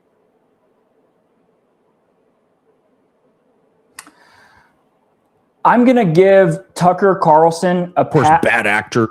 I'm going to give Tucker just a tiny, tiny pass on this, other than being like, Tucker, you're a pussy.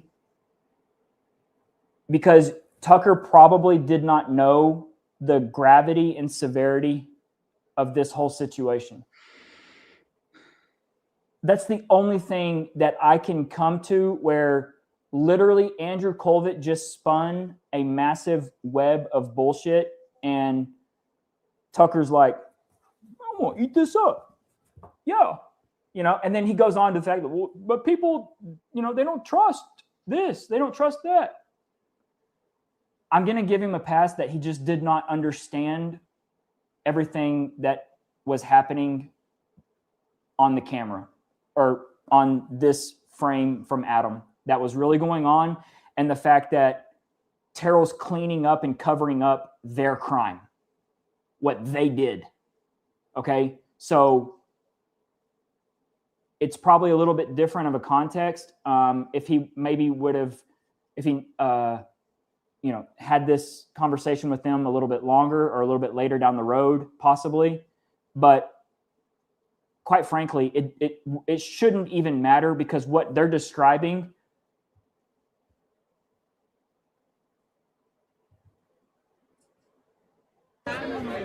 Yeah. Grab me out. Hey, yo, grab me out. Let's go up, guys. Come on. Let's go up, guys. I don't know. Let's go. I have no idea. Let's go. Come on, guys. What are you doing? Get the fuck out. Let's go.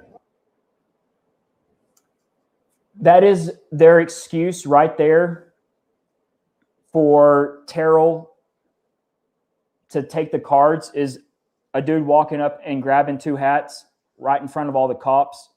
And Chief Long like, what the fuck are you doing? You can't take those fucking hats. They're going to throw out, you stupid fuck. I mean, Butch Hibbs is standing. They're all standing right there watching. I mean, it's laughable.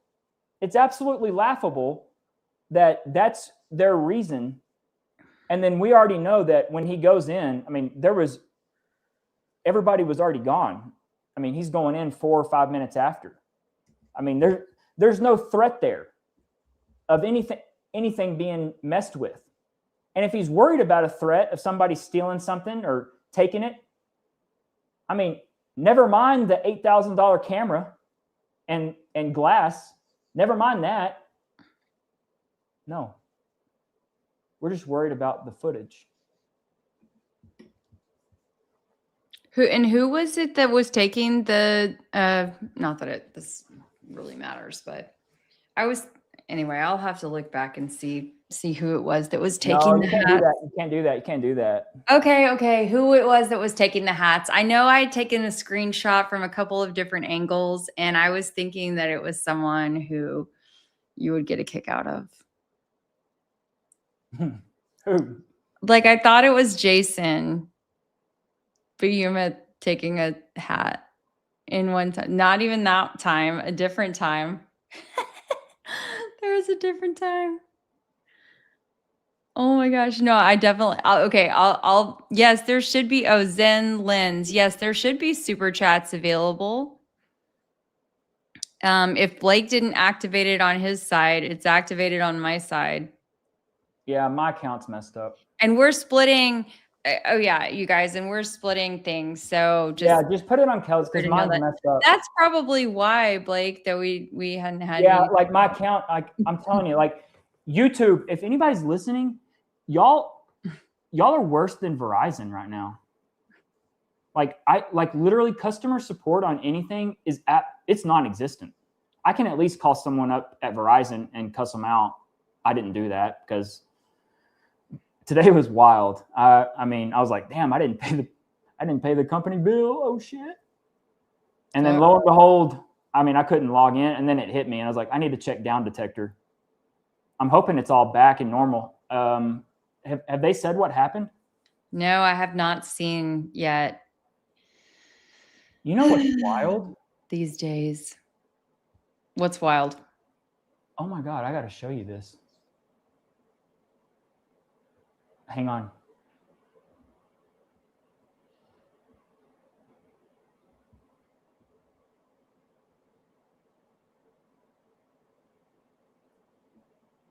So this is Jason's page. Okay. And he took down all of his videos. Oh. Well, he had it.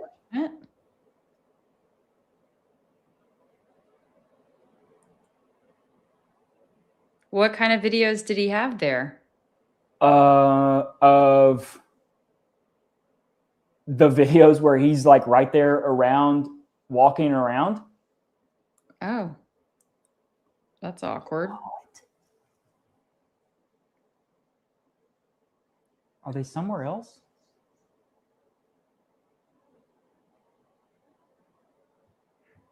I'm going to see if I can find that. I mean, I've got them. I downloaded them. Am I missing somewhere? Like, they should be right here. Yeah, they should be right there. Do you know, like, what time period they were from that day? They should be right here. Mm. Interesting.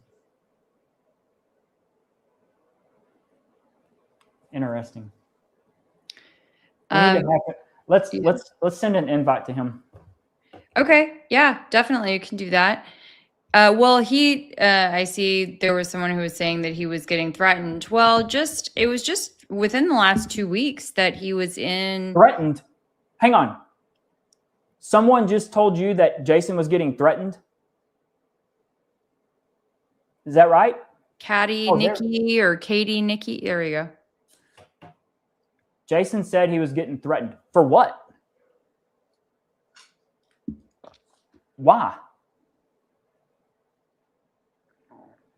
Like, why? This can't turn into like the Me Too thing, you know, where, oh, Me Too. And then it waters down the whole thing. Why? Why would anybody threaten Jason?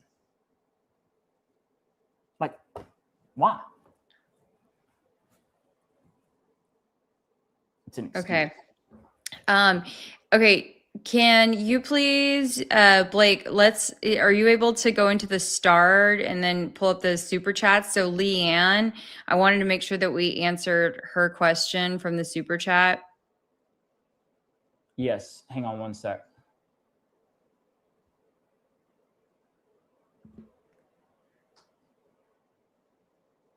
Oh, look at Trigger. Thank you, Trigger. Okay. Can you see that? Yep. Oh, I didn't get really on. I didn't answer your thing on really hitting home on Chrissy. When you're talking about Chrissy, was that Erica and black shorts, black shirt, blonde hair? What's she talking about? Are you saying that Erica?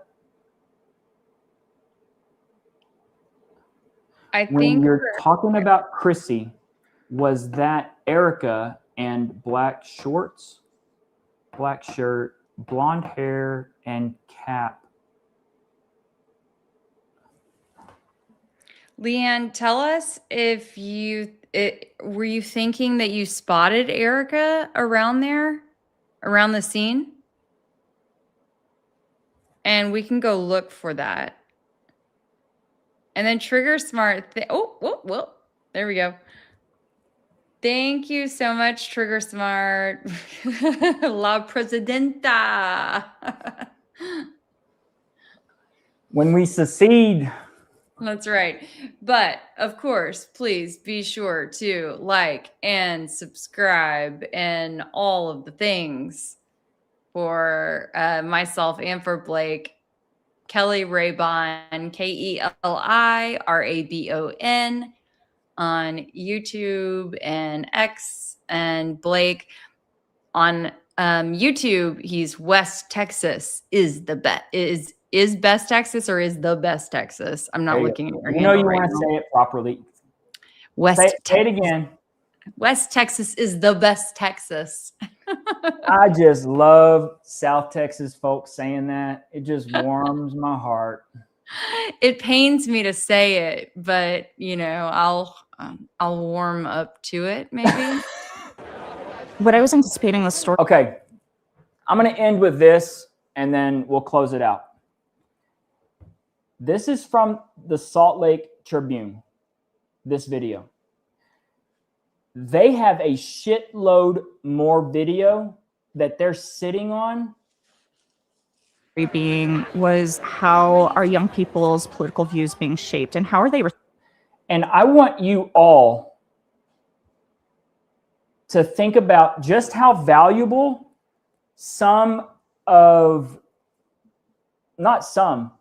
all of these are still shots. This is a still shot. These are on Getty image here.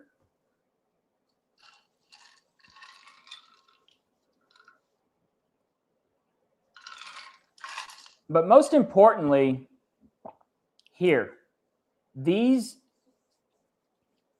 shots here, because I haven't really dove through it, but I can promise you,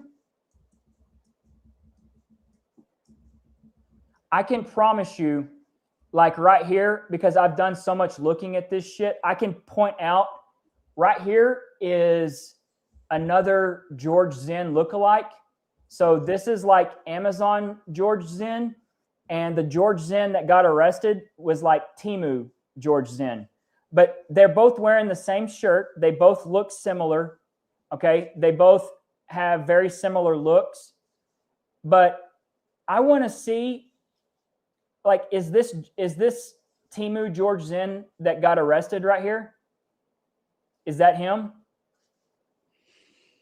It looks like it. Can you wave your cursor around again so I can get oriented with it? Hang on. Let me make it bigger.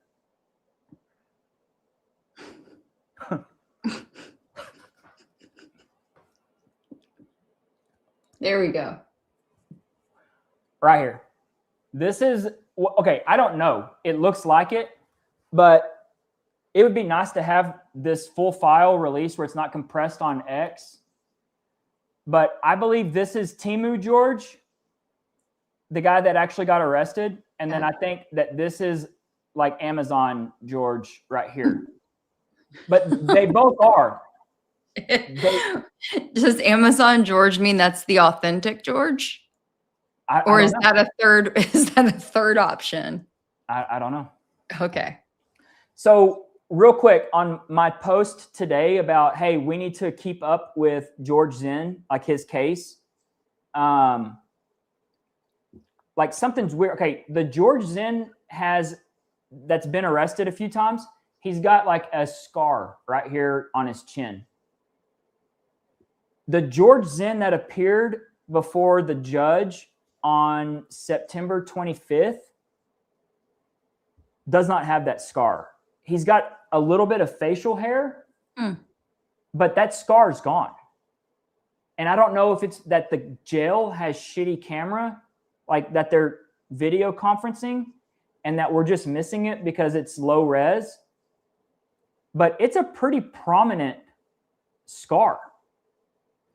And it's curious to me. So anyways, I want to see, this is why, I want to see who Temu George is around. Who did you come with? Like all of these things. Show up by himself. Yeah.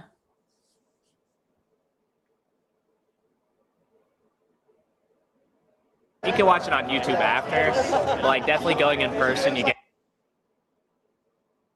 on behind the scenes. I could see behind the tent some miscellaneous security people back there, plainclothes. And then he started walking up towards the event.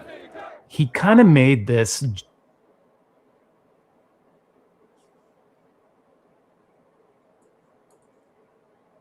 gunshot went off. I was approaching this railing that was filled with people looking down from the back towards him. Oh my God. Go, run. And all those people that were blocking my view instantly turn.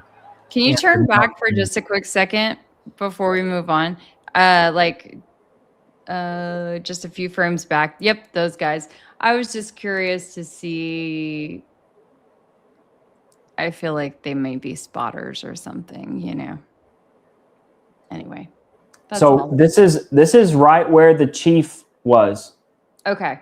Okay, remember when I told you look across? Adam's over there. Yep. And all those people that were blocking my view instantly turn, and they're now running at me. So here's our red hat officer. Okay. He was on the railing right here.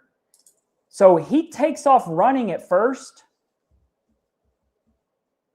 In terror, I just start photographing.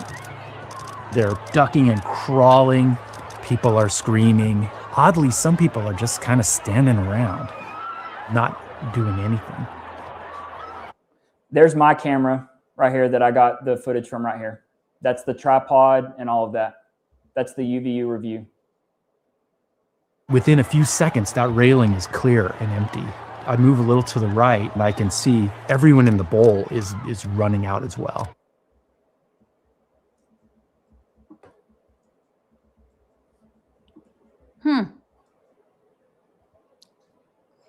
Oh, packing heat. Now that's one of the guys that was standing in the corner, or no? No, he's on the railing. This is our red hat officer. Gotcha.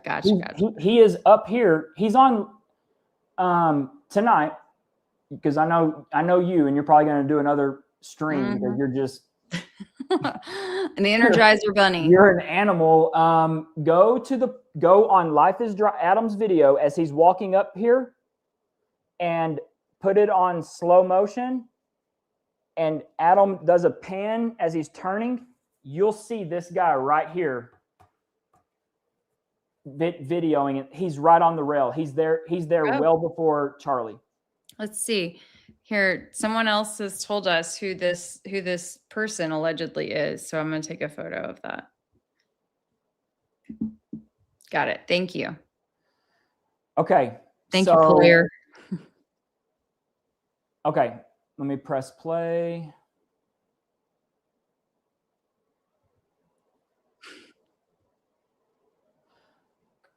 Come on, Mac. Don't fail me now.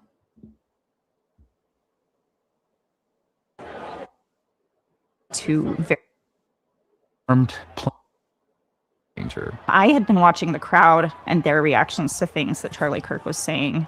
I was also listening for more gunshots. Is this a mass shooting? I looked back at the table. He was gone. This armed plainclothes officer yelling at people, where did it come from? What's going on? I remember seeing this guy in shorts and a hat who I assume was a plainclothes police officer who was holding a handgun at his side. And I thought, oh, maybe that's the person who fired the shot. Maybe. So he takes off running, but then they all kind of reconvene up here. Him, Big Boy, and Chief. And there's another photo of him on his phone already. Okay. I'm about to be shot. For the few seconds after the first gunshot rang out, they didn't know if more bullets were coming, if they were next. It's only been 60 seconds and everything's kind of over. From there, it was working to verify what had happened. The grassy terraced area where everyone had been. Okay, do you see how valuable this footage right here? Whoever is behind this, I would assume is the dude, that's this guy, right? Not her. Where's that other dude that's talking? This guy. This guy right here recorded. People, I think there was like a walker or a wheelchair just sitting there, and all of this. There were still a lot of people just kind of standing around. And look who's police here. just trying to Pink clear hat. everybody out. Let's go. Push it up. Unsuccessful. All of the cleanup is happening. He's recording it all, but yet they selectively trimmed a few seconds. That's fucked up, Salt Lake Tribune. Fully a little bit. We started talking to people. Because I guarantee you that dude that works for the Salt Lake Tribune has the pink hat person probably picking shit up. Guarantee it. What they had seen. He was talking. We heard the gunshot, and I could see the blood pumping out of his head. Everyone just started running. Everyone ran. bulldozing. Oh, Billy Bob! He's like, what did you see? One more time. What did you see, boy? See that gunshot fire? Oh my God! Who is this? And he's wearing a pie t-shirt. Like, pie. Why? Pie. Why pie? Pie. I mean, I know he's had some pies in his, but it ain't the same unless there's more to that t-shirt. Why? Why? Why the pie? Why the pie? You projecting on us? Like, why? Kelly, who is this guy? I don't know. He wants to make America great again. Don't we all? And he wants to then go have his chit chat with old Butch for a little while. Yeah, but this is 008. He might be 008. 009. I don't know. Butch is like 006.75. I don't know. Butch is not. I don't want to give the guy too much credit. But these guys think they're spies. He played his part well that day, I guess. And then I just realized I got to get these photos out immediately. Oh yeah. I'm at the Charlie Kirk event at UVU. As I'm gathering news, I also need to put out a dispatch for our social channels. There were a lot of other things I could have been photographing at the time. So much was still happening, but those initial 60 seconds was like so much more important than everything else at that moment. The cell phone network in the area was absolutely demolished because everyone was texting and calling. Okay, who can I get information from who can speak officially on this? I was talking to law enforcement who were on the scene. There weren't very many officers on the scene at the beginning. Where should I go to get these answers? And really no one could give me the answers, especially right away. I went to the Turning Point USA table. There were already rumors spreading, almost immediately. They were hearing word from the hospital that Charlie Kirk was stable. At a traumatic event like this, there will be a place where law enforcement ask media to go. Media staging never materialized. And so it was really hard to get answers as to what was happening. The PIO is going to go there, and that's where they're going to have media stage. The university had sent texts that had inaccurate information saying the shooter was caught when the alleged shooter was not caught. We are evacuating this way, please. From the first responders I spoke to, the most damaging piece of misinformation that came from the university was that the alleged shooter was caught. Different folks told me that made it much more difficult to clear the campus because students thought they could stay on campus and students thought they were safe when really they weren't. Law enforcement was going room by room of the entire campus trying to clear the buildings and make sure the shooter was not still there. My task was to put together a Yeah, so I had no idea how serious it was.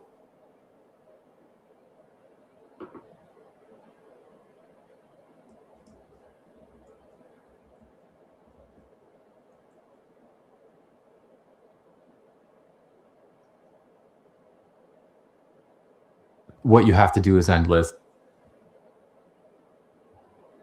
Yes, Sarah, you spotted it. Those SWAT guys on the ground wearing sandals. We love that image. It's so telling.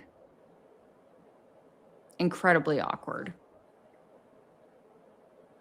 Which people? At the when they're doing the, I think you've passed it already, but the when they're doing that search like through the yards. Yep. Somewhere. Hold on. Let's see. Oh no shit. Hang on. Yeah, when they're going through the backyards. Yep, somewhere right around in there. There's one that's so good. It's in sandals. Different folks told me that made it much more difficult. There's another angle also. Stay on campus and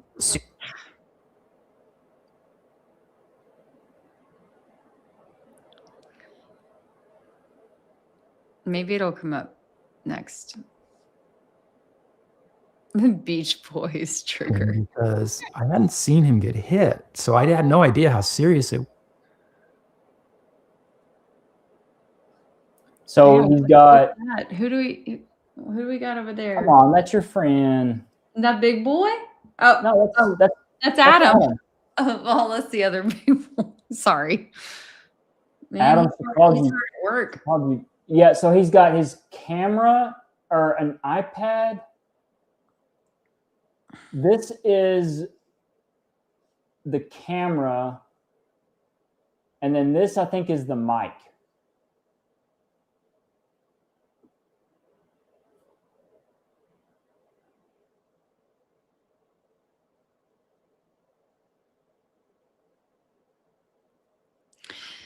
They're all in. I don't know about this dude right here. I don't know about. I did have. Oh, if you could pause it for just a quick second. Oh gosh, and then we get to look at that over there. Tea Trees had asked about media staged. Is that normal, formal journalism jargon? Their media staging area or media staging ground is typically a thing, and you would expect to see some sort of area where press is kind of corralled. But yeah, I know it is kind of awkward the way that they describe it, but I mean, it was an awkward scene. So what in the world is okay, or go for that. You go with that one. Yeah, I'm thinking that I want to. I mean, I'll hit on it because it is that it would happen in Utah on a day like that. So anyways, like this footage right here, they have so much stuff going on that they do not realize it, or they do realize it and they're doing this intentionally. But I do find myself on edge a little bit. I don't care about your cleverly edited video where you're kind of telling the story to this 8-minute piece. I really don't. I don't care about y'all three's take on it. Like, we all know, okay? Like, we don't need 3 people from the Salt Lake Tribune, just put out the whole video and let us make our own decisions. You know, what's going to really, I'll say this now, what's going to really upset me, and this is no shade to any of the folks who were there as journalists, but what's going to really upset me is when somebody turns around and goes and wins, one of these big journalism awards, just because being in the field, I know how it is. They're going to win this big award, and then it's going to be like, hold on, wait, but what did you do to actually help the folks that were literally trying to investigate this case? Mm-hmm. Nothing. You didn't show, you didn't share your raw images, your raw videos, in any stretch or imagination. So Kelly, if we're not going to be acknowledged, we're going to put on our own award show. So yeah. We might start a new one, and we'll do. We will. If nothing else, then just like for fun and to cap this whole thing out. But Journalist Awards. But what I mean is like how they could really, really do public service. Really do public service would be to release more of these images and more of the footage that they had that in theory is unedited, raw and real, that hopefully is trustworthy, and that would help further the public good. Yeah, I'm with you. So anyways, I know that these are little trimmed segments to much bigger pieces of complete video, and they need to release it because, oh, that's weird. Look who I stopped on. Oh my goodness. Look who's hanging out for a minute. Is that Hunter? God, please don't touch your glasses. Bad shit happens when you touch your glasses, Hunter. Please don't look at anybody and touch your glasses. That's so weird. What's he doing? I mean, I know he's walking up the side over there, but this is well after. He almost like, man, I mean, everybody's cleared out at that point. I didn't realize that he'd hung around for that long afterward. Good job, Hunter. See, you guys, there's so many like little nuggets in all of this. There really are. I mean, like, this is just, and I think we did it right. I think we hit big like overviews, and then we can like kind of go in and explore, because there's so many videos. I mean, when you're trying to pick and choose which videos to use, you're like, that's where I think we can go back and dial in on some of these other videos that I have. Yeah. And really, really like get on a nitty gritty level. I think that's going to be the best bet. But I feel good about kind of the overall overarching part, like 2-part series we did. Yeah. Like, I don't think aside from the tattoo guy, and I'll hit on him in another, like tomorrow or the next day, because I don't have the video pulled up, number one, where I can adequately display the weirdness with him. And just so y'all are clear on what I'm talking about,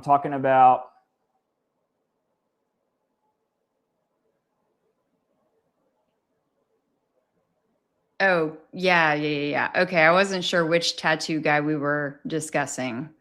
If we were discussing a security member or... Oh, Jordan, please do not hit on the tattoo guy. I assume you mean in the hit on kind of way. Leave it to the smarty pants to take something like... Which PS, Blake, you were supposed to do a live with Jordan. I know. I'm going to text Jordan and we will set it up. I got thrown off my tracks on Monday night. And then I had to do this. This 2-part series, as you knew, has been like, it was pending for about a week. Yeah. Or a weekend. Come on,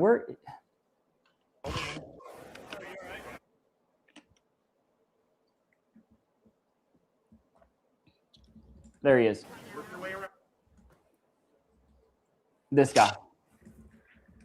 Is that who you're talking about? Chabad.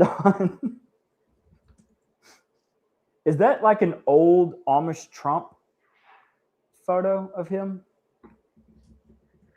That's funny. Okay. We'll hit on him because this guy pops in, pops out, pops in, pops out. Like, he's in the audience, he's not in the audience. And then he's always given me a very weird vibe. This says a lot of nervous energy to me, what he's displaying. And at 7 minutes and 47 seconds after the explosion, it's a very nerve-wracking time because it just is. I don't know who this is. He doesn't fit on any facial recognition things. That tattoo, I've kind of got 50-50 on people that are like, I shot it to my tattoo artist. I was like, hey, is this real or fake? He's like, looks kind of fake. He's like, I mean, the ink looks kind of fresh. I don't know. And then I've showed it to some other people that know tattoos, and they're like, and it's literally like 50-50. So that is a quote to Blade Runner, I think is what it is. Blade Runner. Tears lost in the rain, but not forgotten. And then that calligraphy thing, that's like a samurai. That means samurai.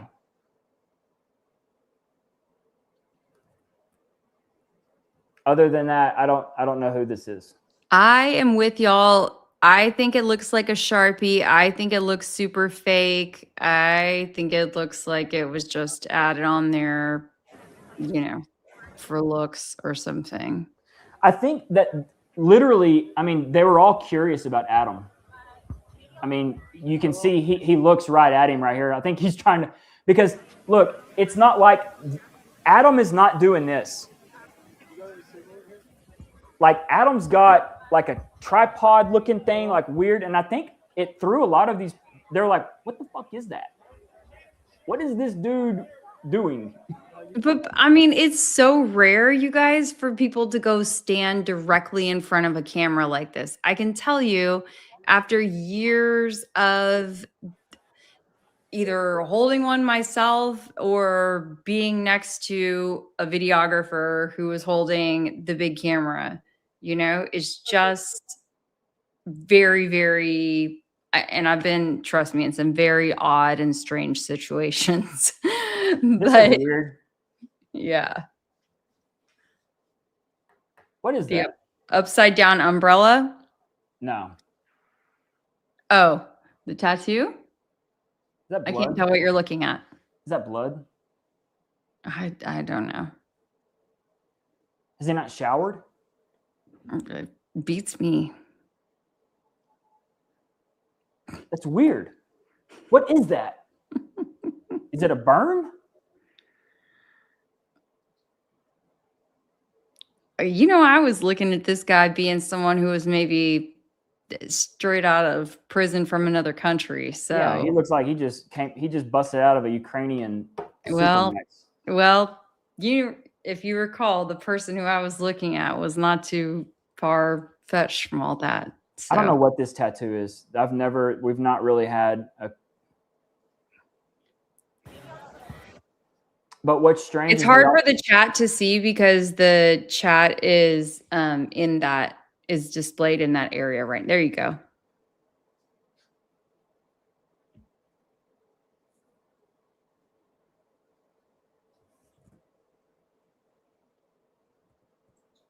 Yeah, because it doesn't look like it's a fresh. I mean, the tattoo definitely does not look fresh. It either looks like he's dirty and he hasn't taken a shower,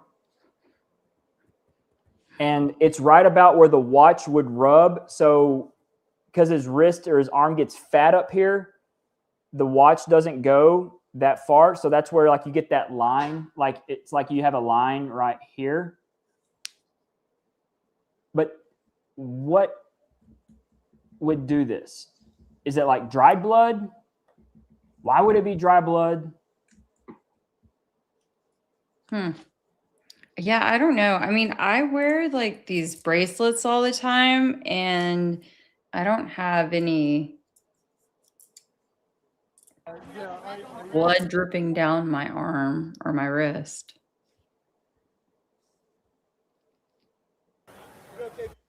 They all have that same phone too. Have you noticed that? Everybody.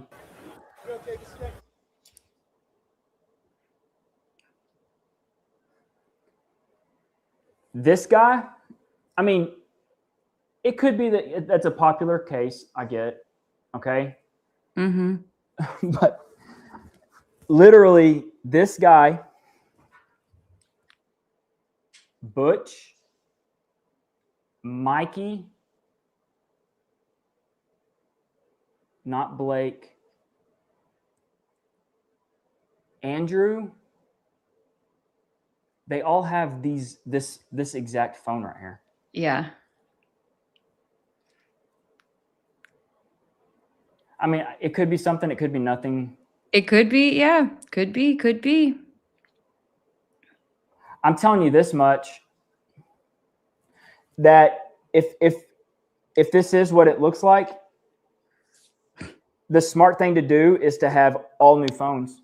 So if I'm setting it up and I want to have complete control over everyone's communication, I go to Best Buy or wherever, okay, and I'm getting 6, 7, 8 new phones, okay. Make it easy, just get the same model. Everybody's got new numbers that they're like with Cricket Wireless, I don't know, like just completely out there. Yeah. New numbers, each person has their contacts saved, closed circuit within each person, and that way during the operation it's closed, and literally when it's done, those things are out there next, like they're out, they were thrown off of the top of Mount Farnsworth. Yep, absolutely. And I mean, I don't know if Candace was correct in her intel that there were Israeli phones. She'd said, I think, about a dozen of them at the event. If that's true, I felt like maybe those could have been for the TPUSA important staff and security or whatever who were in on it. Also, you know, depending now at this point, Mikey would be gone, I think, but you know, he had that big backpack on, and like we were talking about in the space the other night on X, it got me thinking about the TVU unit, which would have enabled him, you know, a person potentially to create essentially a satellite hotspot to broadcast and live stream from the event. And Blake, even in that UVU stream earlier today, we heard her make a little joke about the president of the university, make a little joke about how bad the Wi-Fi is inside the campus buildings. I don't know if you caught that. But anyway, it just made me think like, yeah, okay, they would have really made sure that they had comms and their like own independent network set up for sure. So that way they were independent of anything in the surroundings.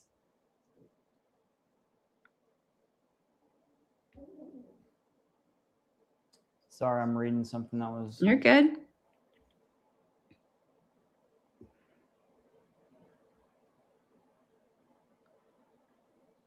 A couple of years ago, Hang on, we're gonna roll with this for a second. This just caught my eye.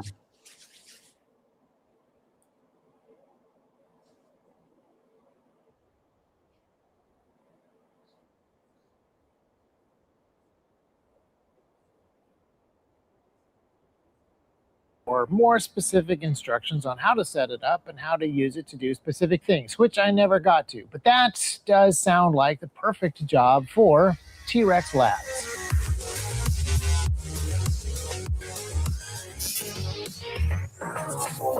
Now, if you haven't watched that introductory video to ATAC, you should probably go check it out. But you probably have, because it has hundreds of thousands of views. And the T-Rex Labs channel thus far has not so many. I'm going to tell you at the end of the video why I think that might be. But for now, ATAC stands for either Android Tactical Assault Kit or Android Team Awareness Kit, depending on which official vocab guidelines you're going with. We're actually supposed to call it the service now. Official vocab guidelines state that force is too aggressive. Now, there's a couple of other things that you are going to need for ATAC. You're going to need a map source. You can either download this before you download ATAC or after, it doesn't matter, but you need maps. ATAC is essentially two things. Number one, it is a map loading and map display technology. It loads a whole bunch of different formats of maps, either local things that are on the device or stuff that is available on the internet and streams directly to the device. But remember that these map tools are only half of what ATAC is. Half of it is loading and displaying maps, but the other half is a communication tool. To get you started, I'm going to send you to download a specific map pack from GitHub. I'll put the instructions in the link below. But a guy named Joshua Fuller has created a repository of maps, which it's only 14 kilobytes. So obviously it's not the maps themselves, but it is the URLs for a whole bunch of online map sources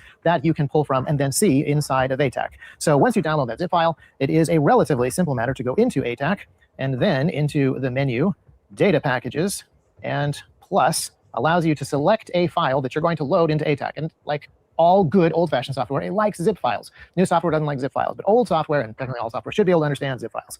Go into the download folder, which is probably where that ended up, and select that atacmaps.zip, and now you've got maps inside of ATAC. If you click on your map setup button, which looks like a folded map, you click on mobile, and here are a ton of different map sources. These are all servers that will serve you maps. And there's a bunch of them that are here. And depending on where you live in the world, these maps will either work really well or maybe not so well. There's some of these maps that are for the United States only. And some of the maps are going to be a little bit region specific. For example, I actually really like the Bing hybrid maps for the area of Tennessee that we are in.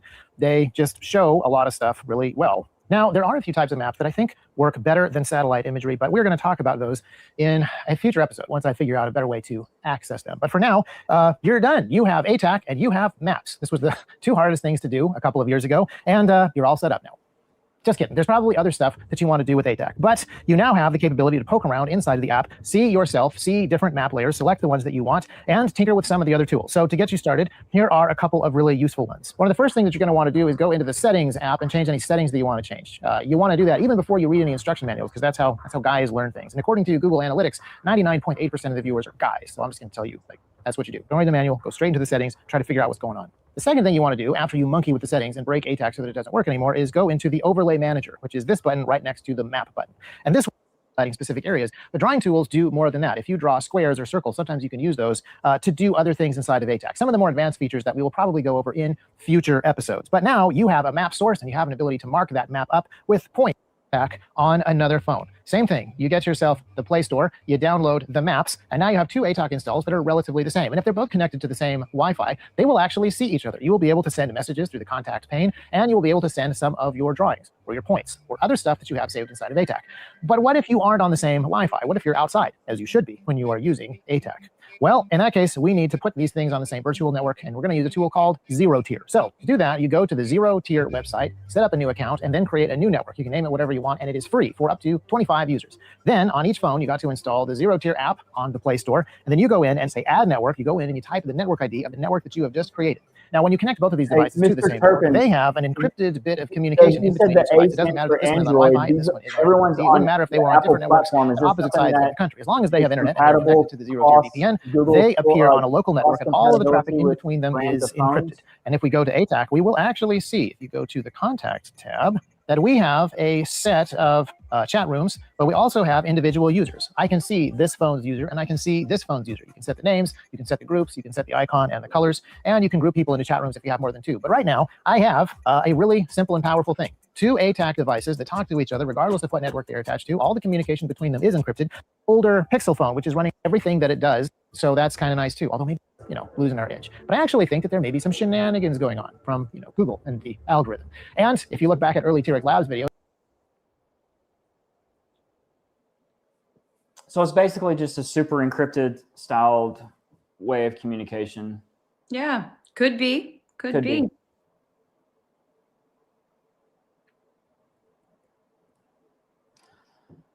Okay. Is there anything else, Kel, that we need to hit on tonight, at least? I think we have covered a ton of ground. Before I turn into a pumpkin. Yeah, I can tell. You're fading. I'm fading too. Believe it or not, I'm fading too. I'm telling you what, I have to get my sleep. Well, that's okay. It's just Wednesday. It's just Wednesday. That is indeed. What was your take on Candace's show tonight? I didn't catch it. You know, it's become less and less of a priority for me, just as the information has become less and less. So I'll watch it tonight before I go to sleep. But yeah, it's it'll be interesting to see how tomorrow goes, because that would be like 4 consecutive shows, like really where it's just like been weird. Yeah. And I mean, look, we've said it all along that if there is something more there, there's more layers there, that there will come a time that you have to completely turn and never go back, type of thing. Like you can't just kind of keep teasing stuff. Like there will come a time when, if you're deliberately trying to avoid something that's like the big something, that you just have to stay away from it. Mm-hmm. And that's why I think, number one, we will catch on with a lot of people, because we're not bought by anyone. We're just normal people, like the normal people that are watching this. But at the same token, like you and I, we're both pretty good at investigating stuff and going out and seeking things. So there is that kind of little extra component there that I think is beneficial for us, because people can look and be like, hey, like, these are just normal people. Yeah. There's no like hidden anything. Yep. I mean, And it's gonna take people a minute to turn, you know, to make that realization. There have thankfully been a lot of people who have already seen the light, but you know, folks will find their way soon enough. Yeah. I think it's a Buddhist prophecy or something, some Buddhist saying about 3 things that can never be remained hidden: the sun, the moon, and the truth. Oh, I like that. So yeah, it's always stuck with me. I mean, That's a good one. Okay, tomorrow, are you, there were some questions in the chat about if you are doing the exploding mic thing, or what's on tap for you tomorrow? is that with Jordan? That's the debate. Yeah. I got to talk to Sam. I know you're in. I got to talk to Baron and in. Okay. And then if yeah, so we'll do a TBD. Yeah, tomorrow by 10 a.m. Yeah, okay. Tomorrow by 10 a.m. But regardless, we're going to do something tomorrow. Admiral Kirk says these debates never debate. That's an interesting point of view. And I think that's worth taking into account if that's how the audience feels in general. I'd be curious to know, what people would like to see instead. Yeah. The thing that was most intriguing to me was to have people lined up off stage that could challenge things within John's, like, and look, a lot of this is predicated on John. I have 2 other people that have contacted me that are just up there, if not past John, in terms of their expertise. I really don't know. I don't really care to compare them. But there are other people. Like, this does not just hinge on John Bray, even though he's been super instrumental in not only recognizing it, but he's been able to articulate in a way that someone like me can't. I mean, I can't describe what I'm seeing. I can just describe it, but I can't necessarily get into the specifics of things. So whether it's John by himself or we begin to introduce some other people that are very smart on that side of things, it will happen, and it will be a debate. I love it, and quite frankly, I think it would be beneficial to have people that can jump in where we add another little square, you know, and we have like, I vision having like 6 squares and then like Challenger, you know, and doing it that way. I think that'd be pretty badass, to be honest. Yeah. Well, if it doesn't happen tomorrow, we'll be working on it. And what time were you thinking about tomorrow for live, just so people can kind of tentatively plan? I don't want to go during Barron's spot. If Barron's not in, I don't want to go during his slot.